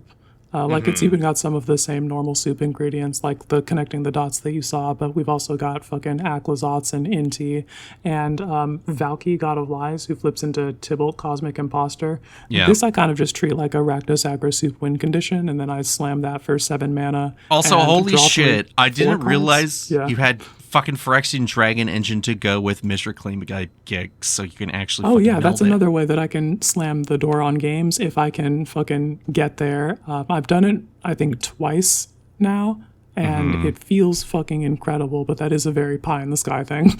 Yeah, you can't have it all. You can't have Yeah. it all. Well. I'm gonna try. Well, I might actually take a look at this later and be like, wait a minute, for you're sure. forgetting XYZ things. Oh no. Also, if you want to get like a Moxfield brew and put that on my desk with whatever fucked up a take that you would have on it, that'd be interesting to see. Oh, I'd strip like 50% of these fucking lizards out of Oh this yeah, deck. you hate these fucking lizards. You just ignore that entirely and play the fucking like. I'm not saying I wouldn't take all of them out. I'm just saying like I all would the just bad take ones and I would replace them put with, like, all of them on the Spear. fucking guillotine and be like, Quinn, this is what you need to do. Fucking Karsus my, Depth Guard? Come on. Oh, what is her name? The Stormfist Crusader. She's perfect in this kind Oh, of thing. yeah. Okay. See, yeah, you know where we're. Come Cut a on. bad lizard. Play that. Play that 1-mana goblin who you tap to deal 1 damage to each player. Um, Yeah. No, I know exactly what that looks like, and don't show me a fucking Pyrohemia, I swear. Oh, I'm not. No, not Pyrohemia. Freaking. I mean, okay. I can see. I can see what you mean. You see why, but No, don't show me a fucking hold on. Pyrohemia. No, we can. First of all, I would never do that to you or to anyone, but also because that card never comes up in my head. Like, oh, what's a red card I can put in? Connecting the dots. Yeah, Pyrohemia. No, get the fuck out of here. No, I don't What's a want red that card one. I can put in? How about Ultimate Magic Meteor? How'd that feel? Nah, that'd be pretty. I don't know. That sounds pretty sick to me. But yeah, I that's don't know. pretty fun. I'll get like a list to you, and we can see if you agree with what I'm putting on the table or not. Swag. All right. I think that's it. We've got some like gameplay experience notes, but we kind of peppered all of that in the actual like construction conversation. So, yeah, what you got for me? All right, it's time to talk about every Commander player's nightmare scenario, the 6-player game. Oh no! So we had 6 people showing up for Magic this weekend, and we initially started with a 6-player game, and then we broke down to 3-player pods afterward because that's just Okay, good. far more manageable. But Yeah, nobody when had you the have fucking mental fortitude. when you have a surplus of people showing up like this, what are you gonna do? Well, you and the boys are gonna be playing Mick EDH. I actually have a link to his the drive where he has all the prints, but I'm actually going to be probably showing these in the YouTube version, but we'll just go over it again here. So it is a 6, I think it's technically a 5+ player variant, but it's actually like 6+ more or less, because it's based off of like hidden roles, where instead of it being like a kingdom with some like bandits and your knight and everything, it became the much more racist like deputy and sheriff in the Wild West, with like the quote unquote the brave, which is obviously like a just rando native dude in this whitewashed fucking game. Then my friends were like, we could make it even funnier. We shall name them after McDonald's characters from like the 70s and 80s that no longer fucking exist. Like, when's the last fucking time you've seen a fucking Ronald McDonald that wasn't like someone cosplaying him or whatever? It's been a while. So I'm just going to go over the rules again, just so Cody doesn't have a stroke listening to this fucking bit. So everyone is given a random assortment of roles, and no one declares who they are until they lose the game, except for 2 characters, which I'll be going over here. The person who starts the game off and starts off as 60 life and goes first is Mayor McCheese. You openly declare who you are. Everyone now knows who you are. And the only goal that you care about are killing your 2 main enemies, the Fry Guys. The Fry Guys are just the random enemies that don't declare who they are. But if they start attacking the mayor, it pretty much tells everyone who they are. The Fry Guys win when Mayor McCheese is dead. So those 2 players have to take this guy from 60 life down to 0. His hidden ally is Officer Big Mac, where he wins when both the Fry Guys are dead. So more or less, the 2 of them are winning the game together, even if Mr. Officer Big Mac is dead. He comes back from the grave to win the game with Mayor McCheese if he's done his job properly. The other normal 2 rules that come up to break up the monotony here is Grimace, aka the Grimace Shake. If you die, reveal this card. The player who controlled the effect that killed you also dies. Then Grimace wins when Officer Big Mac, aka your ally, the Hamburglar, will be coming up in a second, and a single Fry Guy are dead. So if you do a 50% win con for the mayor, and then you do all your other achievements, then you win the game, which is actually pretty quick, pretty sick. Now, Mr. Hamburglar comes in saying that if you would die, you instead reveal the card, revealing your role. You reset your life total to 20. You shuffle your graveyard hand and all non-land permanents from your deck into your deck. Shuffle, draw 7, and then you return to your commander to the command zone and reset your commander tax to 0. And you gain protection from everything, and your life total can't change until your next upkeep, which is like holy shit. But all right. And then you basically get the other, as long as 1 Fry Guy, Officer Big Mac, and the Grimace are dead, you win the game. So that's slightly similar. If Grimace and Hamburglar really get down to it, the only thing they really care about is killing each other. But Grimace knows that the Hamburglar can't kill them if they died first before getting reset. So it's kind of like a holy shit, what are we going to do about this situation? But then, and this is the one that I really wanted to talk about, and the really thing that I only really care about. There's Ronald McDonald. He's just a guy.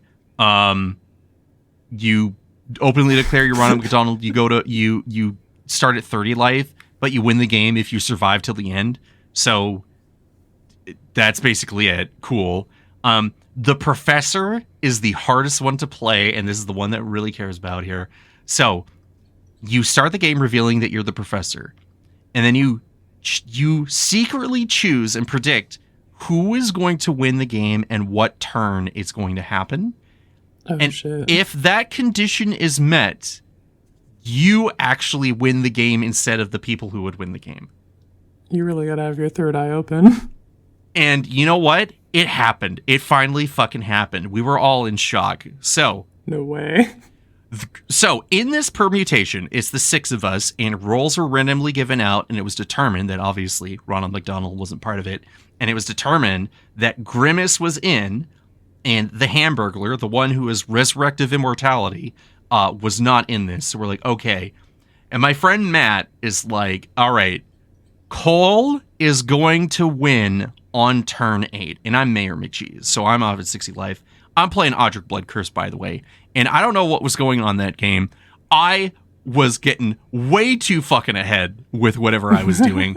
The Spider-Man updates that I made to this deck were not a factor. I was like, I'm going to put out Aurelia the War Leader, and I'm going to put out Ocelot Pride, and then I'm going to cast an Audric Blood Curse so I can make some tokens, and then trigger Ocelot Pride so I can make another set of those tokens, and I keep going, and everyone's like, he fucking can't keep getting away with this, but we can't do anything, because everyone else was like, okay, I don't know who you are. It's a freaking standoff at high noon, and I don't know who everyone is. So they're just like taking pot shots at each other, killing each other's commanders, doing all this other random shit. And I'm just like, I also have no fucking clue who everyone is, except for Matt. And Matt's just sitting back, having made his decision at the beginning of the game. And he's just like, Cole. I'm like, if you do literally anything to me, it doesn't matter. I'm like, yeah, but like, I don't know. You can still be trying to like, quote unquote, gunning for a win. Turns out he was.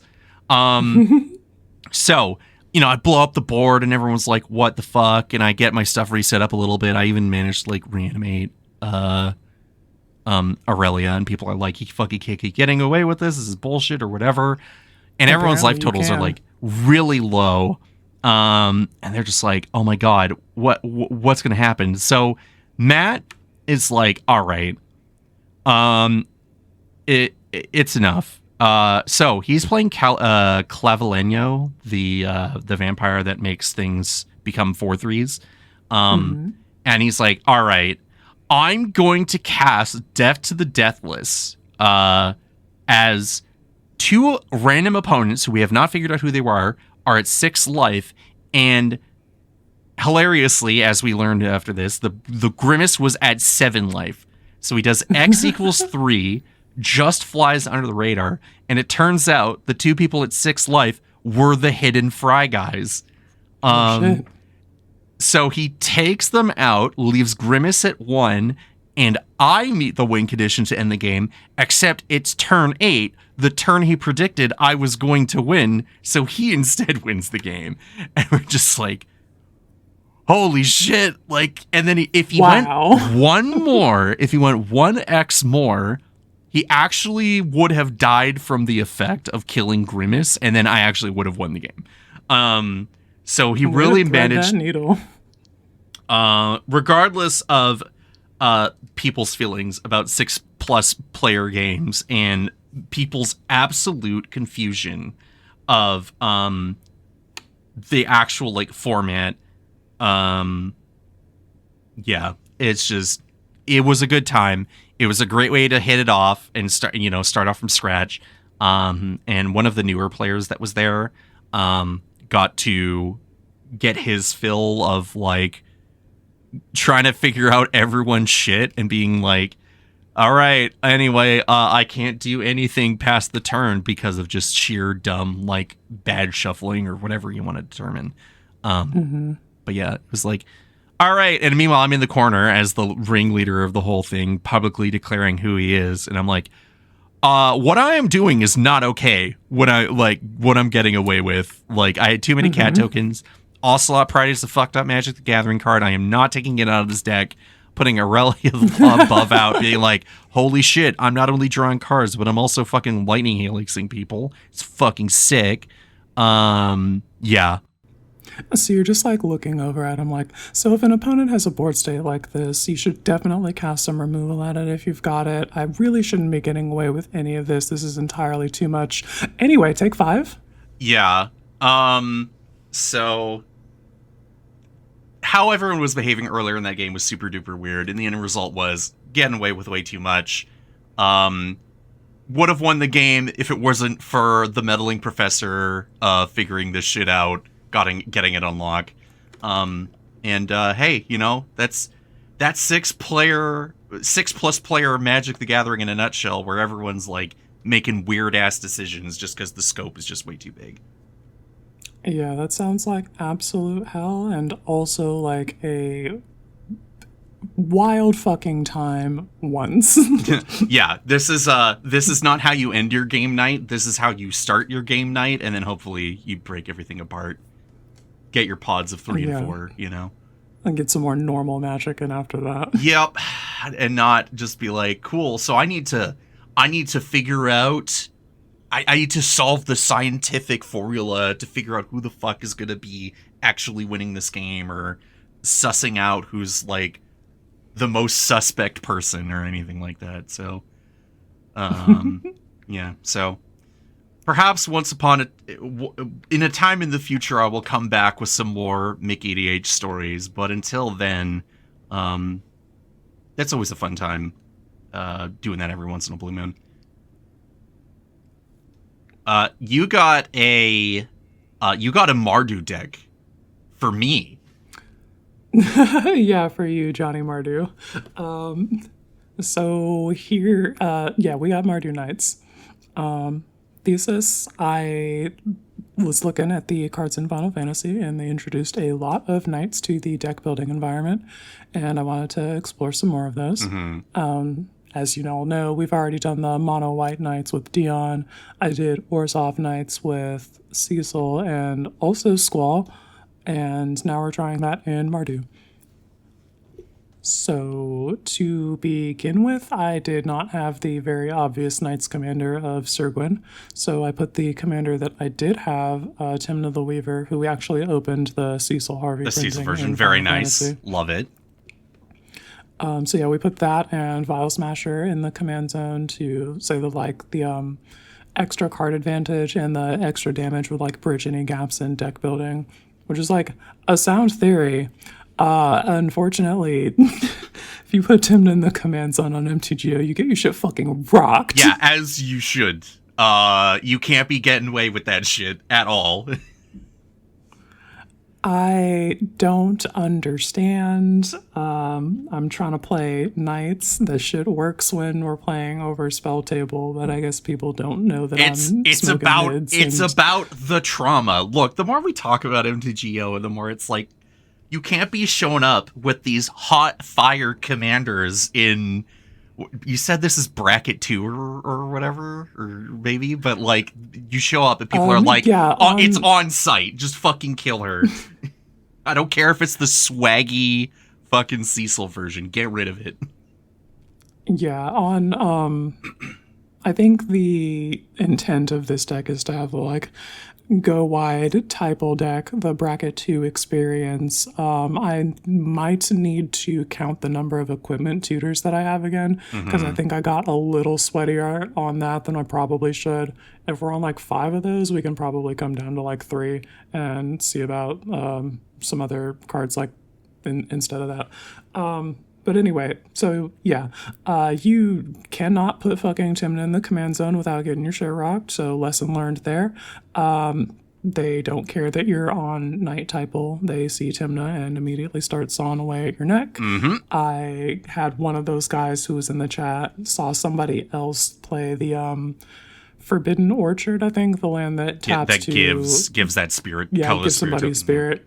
And just before they've seen anything else that my deck is up to, never give Timna a fucking spirit. And I'm just okay, my guy, relax. This deck is too fire. Literally knows nothing about the deck. We cannot be having this happen. I'm trying to turn T:(Knight sideways. I do not think I warrant that level of aggression. Didn't fucking matter. We ate not every combat, but quite a few combats every turn. And it was just not tenable or not sustainable. We basically didn't get to play that game. Unfortunate. So, yeah, we got a Sir Gwyn. Hey, that's an alternative. Yeah, the very obvious commander that says Knights on it. Wow, amazing how much better this is probably going to work for me. We played the EDH rec bracket 2, just printed that out, made some substitutions based on what I had available in my library compared to what they were recommending, and tested that. And it's fine, but it wasn't the Final Fantasy Knights experience that I set out to have from the beginning. So we're going to try another run at that. I did play the prototype-ish version that I have in the thing here though, and that went pretty all right. You have some feelings about decks with large numbers of creatures in them. Listen, there are many things that I have concerns about when it comes to target Empress Quinn deck building theory. First of all, there is no instant speed literally anything, which is probably not exactly true, but I mean there's no instant speed cards, aka save my board state, save my... I don't think I have much of that, but I do have the one knight that enters and phases out any number of other target creatures Yeah, you control. Guardian of Fate. That's one thing. However, I have also, another. Hang on. Let me cook. No. I also have Liliana's Standard Bearer, who enters and draws X cards, where X is the number of creatures that died under your control this turn. Okay, so it's not necessarily save my board, but I do have contingency plans. However, before we continue, explain thyself with Cypher Almacy in this fucking list. This dude is literally doing nothing. He does literally nothing. He says knight on him. Okay, what else does he do, Quinn? What else does he do? Please tell me. Well, the other thing that he does is his boyfriend Squall is here. Okay, so congratulations, the and boys. Lastly, the thing that he does is he provides double strike for a creature that's attacking alone, which, listen, hang on. I already know what you're saying. Okay, this is a 42 creatures deck, which obviously is intended to go wide, but in several of my gameplay situations, I have just had one stacked guy who's my, paladin, and I've got my army of knights sitting back, and they're not swinging, and it's just my one guy who's fucking huge. So I don't think that this is an unreasonable inclusion. Okay, but no. So here's the thing. Squall I can understand, okay? You got a very plentiful non-land permanent count that cares about 3 mana value creatures or less, okay? That does it's happen. half of my creature suite that is compatible with his return ability. Cypher literally has 0 targets on that Fire Cross ability. If he deals damage, he's dealing damage, and that's it. He's done his job, and there's literally nothing else that he's doing. Oh my god, his job is beach. I guess his job is to, look pretty or whatever, but, oh my god. It does make sense probably to swap him out for some, more equipment or the things that I'm looking to improve about the deck to make the gameplay experience smoother. But, I don't know, I was just going through saying T:(Knight, add all of these to deck, definitely add Cypher because he's the bling printing and he Squall's BF, and did not think about it after that.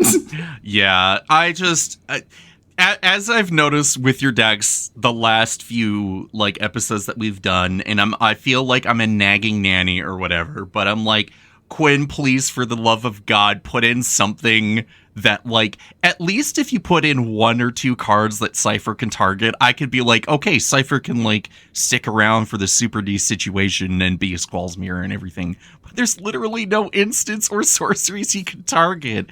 Oh my god. No, they're icky. I hate them. Okay, so be prepared to continuously be got by board wipes and spot removal, and when you don't have your Guardian of Faith, or God knows what else that you got in this list here that cares about protecting your creatures. Yeah, Etchings of the Chosen. I got my Liliana Standard Bearer, Etchings of the Chosen. I got Midnight Reaper to fucking replace any of my knights that die with more cards in my hands to cast. This is definitely more attrition style, go wide army, rather than the here's my army and they have the best armor and you will not remove them from the board, because I'm just there's always more meat for the grinder, and I'm putting more cards into my hands to find that meat.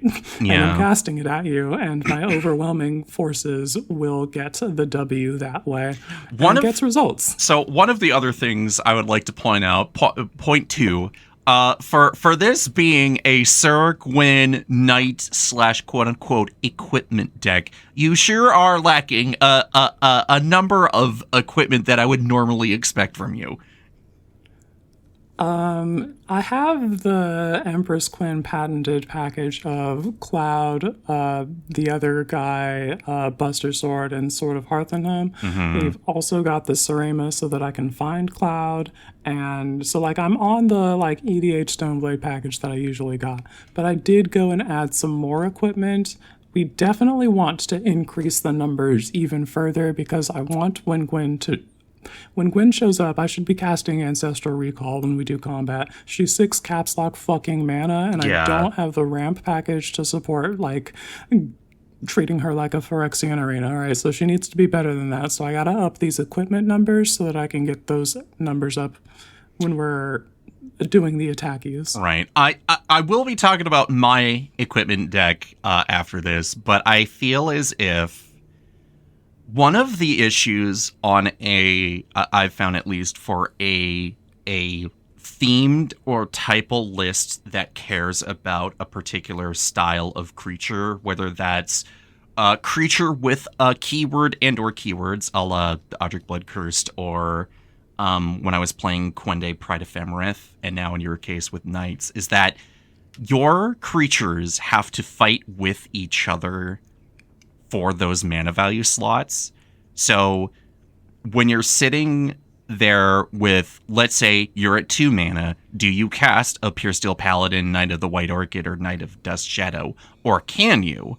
And then later you're like, okay, do I cast Knight Exemplar, Midnight Reaper, or Nadar Selfless Paladin? And it's just that the mana values of these creatures kind of like heavily overlap with each other.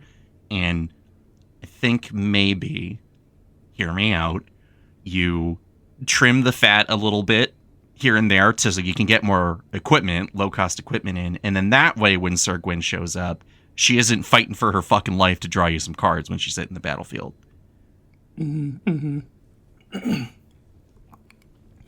Yeah, Cypher can probably get cut. And a couple of these other cards that are good. Oh my god, you're fridging one of the gay lovers? How could you do this? I'm not going to do the other thing that I would need to make him a better inclusion. So yeah, we know. You and I both know this is not going to happen. Yeah. It's always that tricky balance of like, I want to have this type of list. Oh wait, I suddenly have 30 to 40 creatures of this type. What do I do? And how many sub themes you can kind of like cram into it.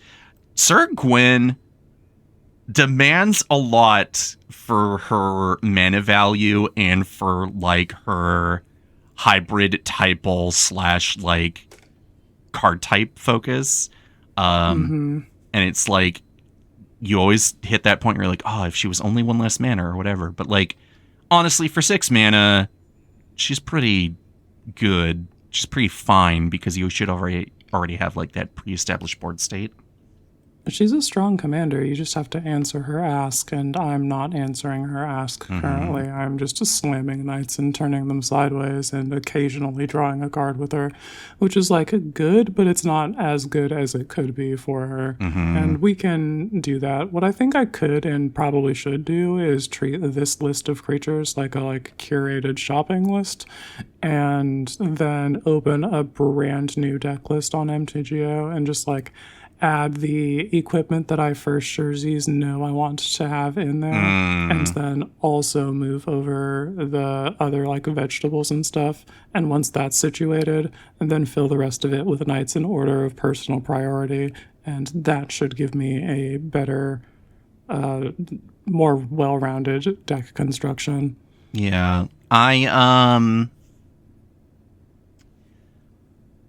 could really see a lot of I don't know. I really like a lot of these knights, don't get me wrong, right? It's just that there is this sort of push and pull on what they all ask for you to do. And obviously when you got the commander kind of bringing it together, oh wait, Forsworn Paladin's a knight. Sorry, I'm just getting distracted because my first thought is just wait, that's Freya Crescent and Forsworn Paladin side by side. Oh, this is sick. And then we're going from there. Bro, do you have any idea how much it fucking killed me to leave off the fucking 1-drop vampire? That's a 1/2 knight. Was it from Ixalan or whatever? 4 life. No, I think it's a core set, boy. Knight of the Ebon Legion. Oh, that thing. Yeah. I know which one you're talking about. Yeah. Yeah, but that's the thing. That's the thing about these decks, right? Is that you have to adhere to the theme, and then you're like, all right, Knight of the Ebon Legion, can you A, make me mana in some way, shape, or form, or B, care about equipment? And the answer is looks at Fervent Champion, Forsworn Paladin, Freya Crescent. Nope, can't do any of that. Sorry. Yeah, it fucking hurts to not get to play Knight of the Evan Legion because all of these other knights are so much better for the slot, and I fucking love that card. It's very cool. It's not every day you have a vampire knight that can pump itself in a moment that for 3 mana to give it +3/+3 death touch until end of turn could be pretty huge, and then it slowly grows. So sick. Slowly grows over time. Like, you get that out early, it could add up pretty dang quick. Yeah, it's just that you gotta hone that edge. You gotta study the blade, you know? Yeah, I really do. Maybe we'll cut Honored Knight Captain because we were talking about wanting to reduce the number of tutors anyway, and this is a 6 mana activated ability equipment tutor, and it puts it onto the battlefield, sure, but I think in overall what I want is to just like my equipment package is probably going to be pretty low to the ground. Besides the Machinist Arsenal, I'm not grabbing the like 5 mana extra combat equipment for, well, the other 5 mana extra combat equipment. I have Genji Glove because that offers double strike, but the one from the 4 Mirrodin set, the Hexblade Wallbreaker, there we go. Yeah, that one. I know which one you're talking about. Yeah. Like, I don't know if we're gonna add that one because I'm trying to keep this equipment package a little like lower to the ground. I do definitely want to get a Mask of Memory in here. I think that card owns. Yeah, I think Kristen's pretty big on that card too when it comes to Burrow/Mardu adjacent like combat equipment decks. It just does a lot of work. Yeah, it's just that if you can manage to. Yeah, I mean, Otter Knight Captain 1 looks so fucking cool from Edge of Eternities, and then also, like, happens to meet that criteria of, like, well, it also cares about equipment, but that's 6 mana. Yeah, he's an incredible flicker target for the Sword of Hearth and Home, too. There's a whole Get lot an extra going body. for it, and I just, like... Yeah, I gotta cut it though. It's just the unfortunate thing is, it's like the more you look at it, this is just your first window shopping moment of just putting everything in and calling it a day, and you're like, okay, like Honor Knight Captain is not a Stoneforge Mystic, but a Stoneforge Mystic is not a knight, but it is also it has to like contend with like what does Pure Steel Paladin do as a knight versus like the Knight Captain not having an immediate impact outside of a body and everything, and yeah, it's just. Everything kind of has to compete with each other in the creature slot, and then how does that creature and those two creatures like contribute to the overall Mardu Knights equipment theme? And it's tough out there. Sure is. But yes, outside of me nitpicking little stuff here and there, I do like where it's going. I'm like, wait, Emrys Skyblazer really fucking cool. It's also circumstance. It's a fucking dragoon. It's a fucking dragoon, and I put one. I'm pretty sure I thought I had one, and I didn't triple check. But I ended up grabbing one at my LGS anyway because I'm like, yeah, I maybe I have one, but I'm not gonna spend the effort to find it. We'll just buy the single again. Fuck it. I don't know. It was like 50 cents or whatever, but yeah. Yeah, it's pretty cheap. But yeah, pretty cool. I love seeing both Sir Vondam and everything in here. It's pretty good. Yes, both of those are so good. I'm glad I got to play them. The Silverwing Squadron is another one so that I'm cool. glad we got to fit in here because that's another just like large knight creature from an Eldraine supplemental product in the same sort of like class as Embreth Skyblazer, and getting to put them in the same deck feels good. That's like I don't know, like home for Sir Gwyn. It's also like a knight. Stormfist Crusader. It's also a knight that actually makes a knight token and doesn't make a soldier or something else. You're like, give me my knights. OMG, yes. That's important. Too many knights make soldiers or interact with soldiers or whatever. Like, no, don't do that to me. I want this instead. Yeah, shout out to Dion for being a knight that makes a knight. Oh yeah, true. Yeah, you're like, no, that. His homeboy, soldier. You're like, no. Unacceptable. Well, get back to me when you make these changes, because otherwise I'm just heavily giving this deck a bombastic side-eye eyebrow raise.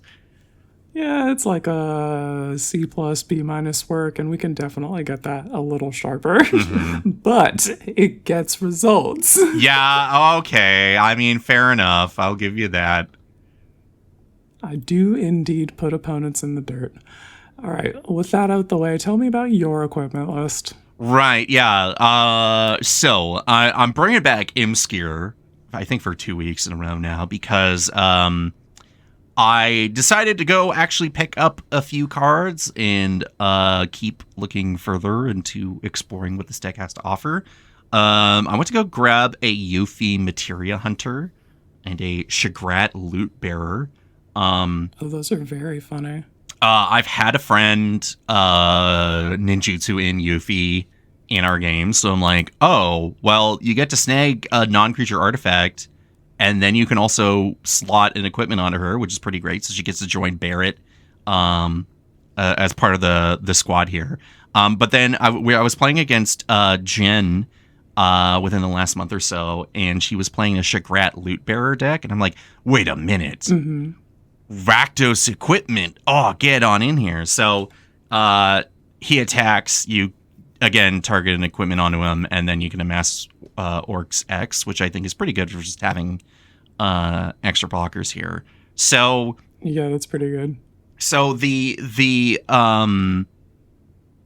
I also grabbed Samurai's Katana. Like, I was thinking about adding more like job slagged for Mirrodin and Living Web and stuff, but I haven't quite gotten to that just yet. But Samurai's Katana kind of leaps out at me as sort of like the kind of exact thing I'm looking for in terms of getting the body out of buffs that it's giving. Yeah, like +2/+2 trample and haste, and is this sure? Okay, it's a samurai. Okay, that's pretty cool. And factoring in what a lot of these, like a lot of the creatures that care about equipment, like stamping on, are they enabling that? Because you've got a lot of ways to cheat that meaty equip 5 ability. Yeah, it's so nuts. So what I've kind of found is that I'm now finding ways to not just cut down on the play a bunch of equipment / artifacts and make Imskier a good old 2-mana 5/5 commander that also draws you cards and everything. But I'm also finding ways of just cheating the equipment cost. Because I remember when Andy was talking about that in the Artifact Omnibus with you, and his main concerns of like, oh, but like you're already putting mana into the equipment and then having to like pay the equip cost that can pretty costly when you put them it down. gets up there. That's why cards like the Fury Wild Rose Warrior that you have here, or in my Mardu Knights deck, the Fighter class, anything that's going to discount that equip ability. And like Furion doesn't do it for the like original for the knife, original copy. No, Clone knife. Like that one has a decreased equip ability, and I think that means a lot because you do still get like the effects of that knife for that turn, the turn you play it, which is what we're looking to do instead of the play pattern of like cast the knife and then next turn you get to enjoy it. And because of the like, I've been pretty picky choosy about the particular types of reconfigure creatures to put on here. And the list, like, it's already pretty tight. The one main thing is that, unless I misunderstand, but reconfigure is not equip. So sometimes like correct. The ruling, they are different abilities. So, being able to use like, again, Shagrat, Yuffie, Raban, yeah, people who just like slap that thing on instead of having the like rules text that specifically hacks equipping. Yeah. Like Freya Crescent, for example, doesn't really do that. Yeah, you can't use her with reconfigure creatures. Now you could use her to cast them, which is I still pretty great. But again, we're trying to work with. I'm trying to figure out a way to take like a color combination where only 50% of it is known to deal with equipment in some way, and it's like the strictly worse version of dealing with equipment compared to like White's Pie. So but then the other thing from like the games that I've had recently, which is still a few and I need more reps in, but I do need to like update the card draw or alternative like card draw methods in this color combo due to the over reliance on Imskeer, because Imskeer still just says you draw X and lose X life, where X is the number of artifacts rounded down. Getting Imskeer to a 2-mana 5/5 that still draws you cards is pretty good. But sometimes 2 or 3 cards isn't really going to be as impactful. So I've taken a look at a handful of stuff, adding or removing some mana rocks. So like Hedron Archive and Stone Speaker Crystal are not necessarily quote unquote hard draw, but if you're done with the Hedron Archive or whatever, you can crack that and get the cards you need. Mightstone and Weakstone is coming in. People have played this card, and I've been a little bit more big on it. But some people are still, including myself, sometimes like look at it and be like, wait, I can't fucking use that mana because it's not an artifact or it's not an equip thing or whatever. So I'm like, shoot. But it can draw cards or it can kill something, which is like pretty great. I see fucking Demonic Junker in here. I call it a Cole special at this point, because you really do keep that thing on you. Listen, it is not every day you can kill up to 3 and or 4 things on an ETB for 1 fucking mana. What and were they hit people with it? What the fuck were they cooking when they were given shit affinity? Like in, I swear, either drift is good, gamers. Please believe me. Yeah, listen. If I'm playing a vehicle, nay, 2 vehicles in this deck, they got something going on. Phantom Train and Demonic Junker. People, come on. Oh, Phantom Train, my beloved. I did not appreciate that, and then now I understand. Little random like thing where like I don't sometimes like how do you consider like drawing 1 card to be card draw, but Poet's Quill giving something like lifelink and everything, but when it enters you learn, so you can discard to draw, which I think at least like getting some form of like card selection can really make or break this thing. Yeah, any instance of getting you deeper into your deck is important. I added in connecting the dots. Let's fucking go. We do aggro staple. We do be an aggro deck. We do be attempting to turn creatures sideways, no matter how sooner or later that we get to do that. So that'll help us out in like the mid to late game. And Imposing Grandeur. Yes, I was wondering if you were on mana value tech, because your commander is fucking chonky. 8 mana. Like that was the one thing where I'm like, I'm big on Imposing Grandeur. I'm really down for it. I think that people being able to opt in can really make or break like their situation. I've just found like you know, when they wheel or do whatever, like they're just not getting the result they want, and they go, no, my plans, I was fooled into opting into this. It's like, yeah, you should have known. And I always take it. If my commander is enough that it's a relevant amount of cards that I'm drawing, I'll snap that off. Whatever, it's new cards. Other than that, though, there's very obviously like kind of a bit of a lack of overt hard burst like card draw engines. I could put in like Skull Clamp, but you do be out there like a hunter in the night, so we'll just go with Transmogrant's Crown as like the next best thing. Yeah, that sounds good. Didn't that feel nice? Why don't you get you a Mask of Memory? Won't that feel good? Actually, I don't know why I don't have Mask of Memory in here, but it just hasn't. People are sleeping on it. No, it does. Sleeping on it. The other thing too is that like there's this thing of like, okay, I'm making a black deck and I'm also maybe a red deck. Maybe I should try to avoid like hard reanimation strategies, but I do be packing a Scrap Mastery and a Pyretic Rebirth, because you never know when you... Yo, you can put the Rakdos Ayara in here. She's perfect for the Imskeer game plan. Rakdos? Oh, right.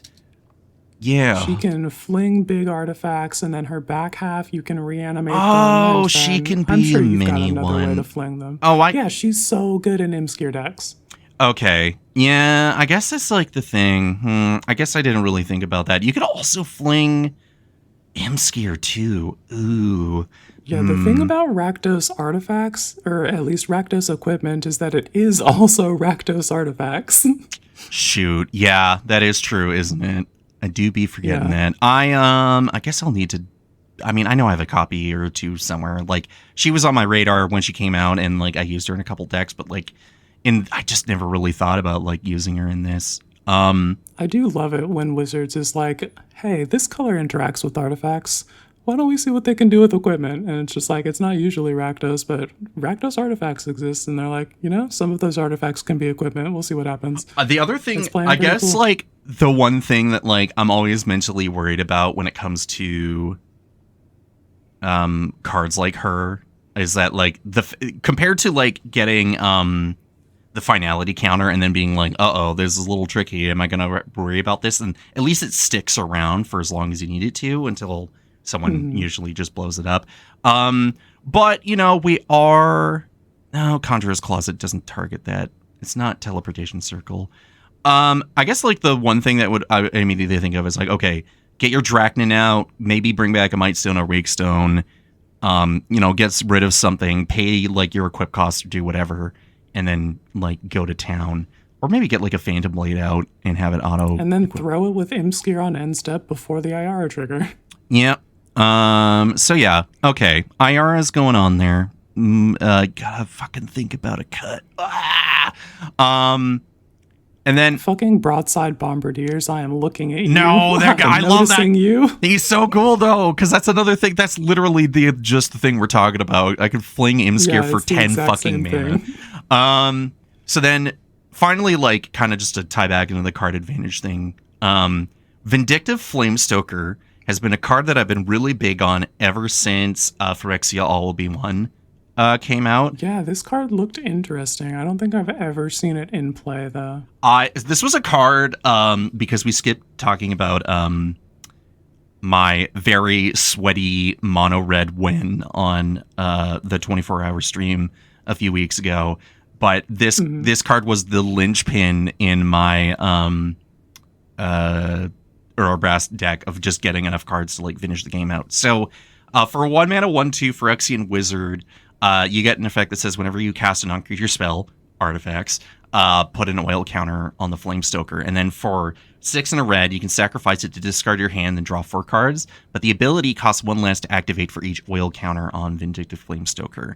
So maybe he can hold a blade or whatever and get in there. But for the most part, it is literally just like sit back, be part of an engine that slowly accumulates. Because I'm trying to get towards Imskir anyway, but the Flamestoker can kind of be like this weird tie-in if I'm throwing out like just Talisman and Thought Vessel and an Ebony Fly along with like a Poet's Quill or something, and just kind of slowly get that build up in the background.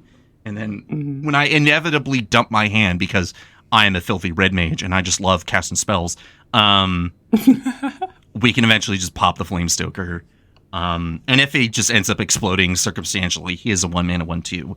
It's not like the end of the world, If he was an artifact, it would probably be arguably cooler, but alas, we just got to work with what we got here. And I feel like, yeah, it contributes to the overall plan here. And then one last very sweet pick, the Black Mage's Rod from Final Fantasy. Just turning Imskir into a pinger with an equipment seems pretty alright. Or any of your other creatures with lifelink, because then you cast a knife, deal a damage to each opponent, gain 3. Wait, what card? Black Mage's Rod. Oh, right. Oh, yeah, no, you're so totally right. I should be getting a copy of this. That card overperforms every time I see it on the battlefield. I'm like, this isn't going to do anything. And then the equip 3 is like, it's a little bit much, but it's worth it once you get that on there to turn anybody into a black mage. Oh, man. All right. Well, you know what? It's on the pickup list. I can get behind it for sure. All right. Sounds good. I was just like thinking about Kuja Genome Sorcerer in the context of equipment, because like he doesn't care what the what the non-creature spells are specifically. No, so and neither do the knives. wizards. Yeah. And then just like extrapolated that to there's an equipment that turns a guy into a black mage. Actually, that's probably perfect here. Let's think about that. Yeah. All right. Well, the deck continues to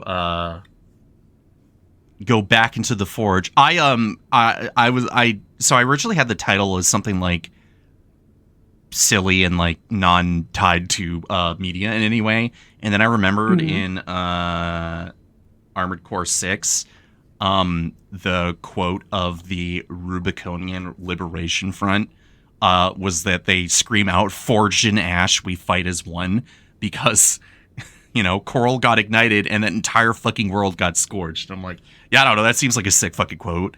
That rules. Yeah, so... yeah, I'm gonna have to see how this one works out in the long term, but I knew that it was either, but in terms of the Johnny Mardu color combinations and color pairs and everything, Orzhov has been on the back burner, but in Rakdos, it's like I can reignite my love for Rakdos, and what better way to do that than just be equipment pilled and get on that train and just go fucking nuts. Fucking Boros player detective. Yep. So yeah, hopefully, with some of the tweaks that I've made, and if I can find that Ayara and I can get that black mage's rod, we can cook. The stove can continue to be on fire. Yeah, I think things are looking good, and those additions should feel pretty all right. So yeah, other than that, I think that's it for us today. Swag. I guess this is where I tell everybody where they can find us online then. You're at the Bloodrick Guy. I'm at Girldick Energy. We're both at HBVC-MTG. And you can also find us in the MTG Lexicon's Discord server, specifically in the Heroes Blade Vibe Check channel, where we be posting about things that pass the vibe check and just a deck building from a combat-focused lens. So we'll see you in there, hopefully. Huh? Hell yeah, gamers, come through. And we're available wherever podcasts are sold, so do the engagement thing on all of those platforms. We super appreciate it. Is that it? I think that's it. Yep. All right. We'll see you next time. Later, gamers.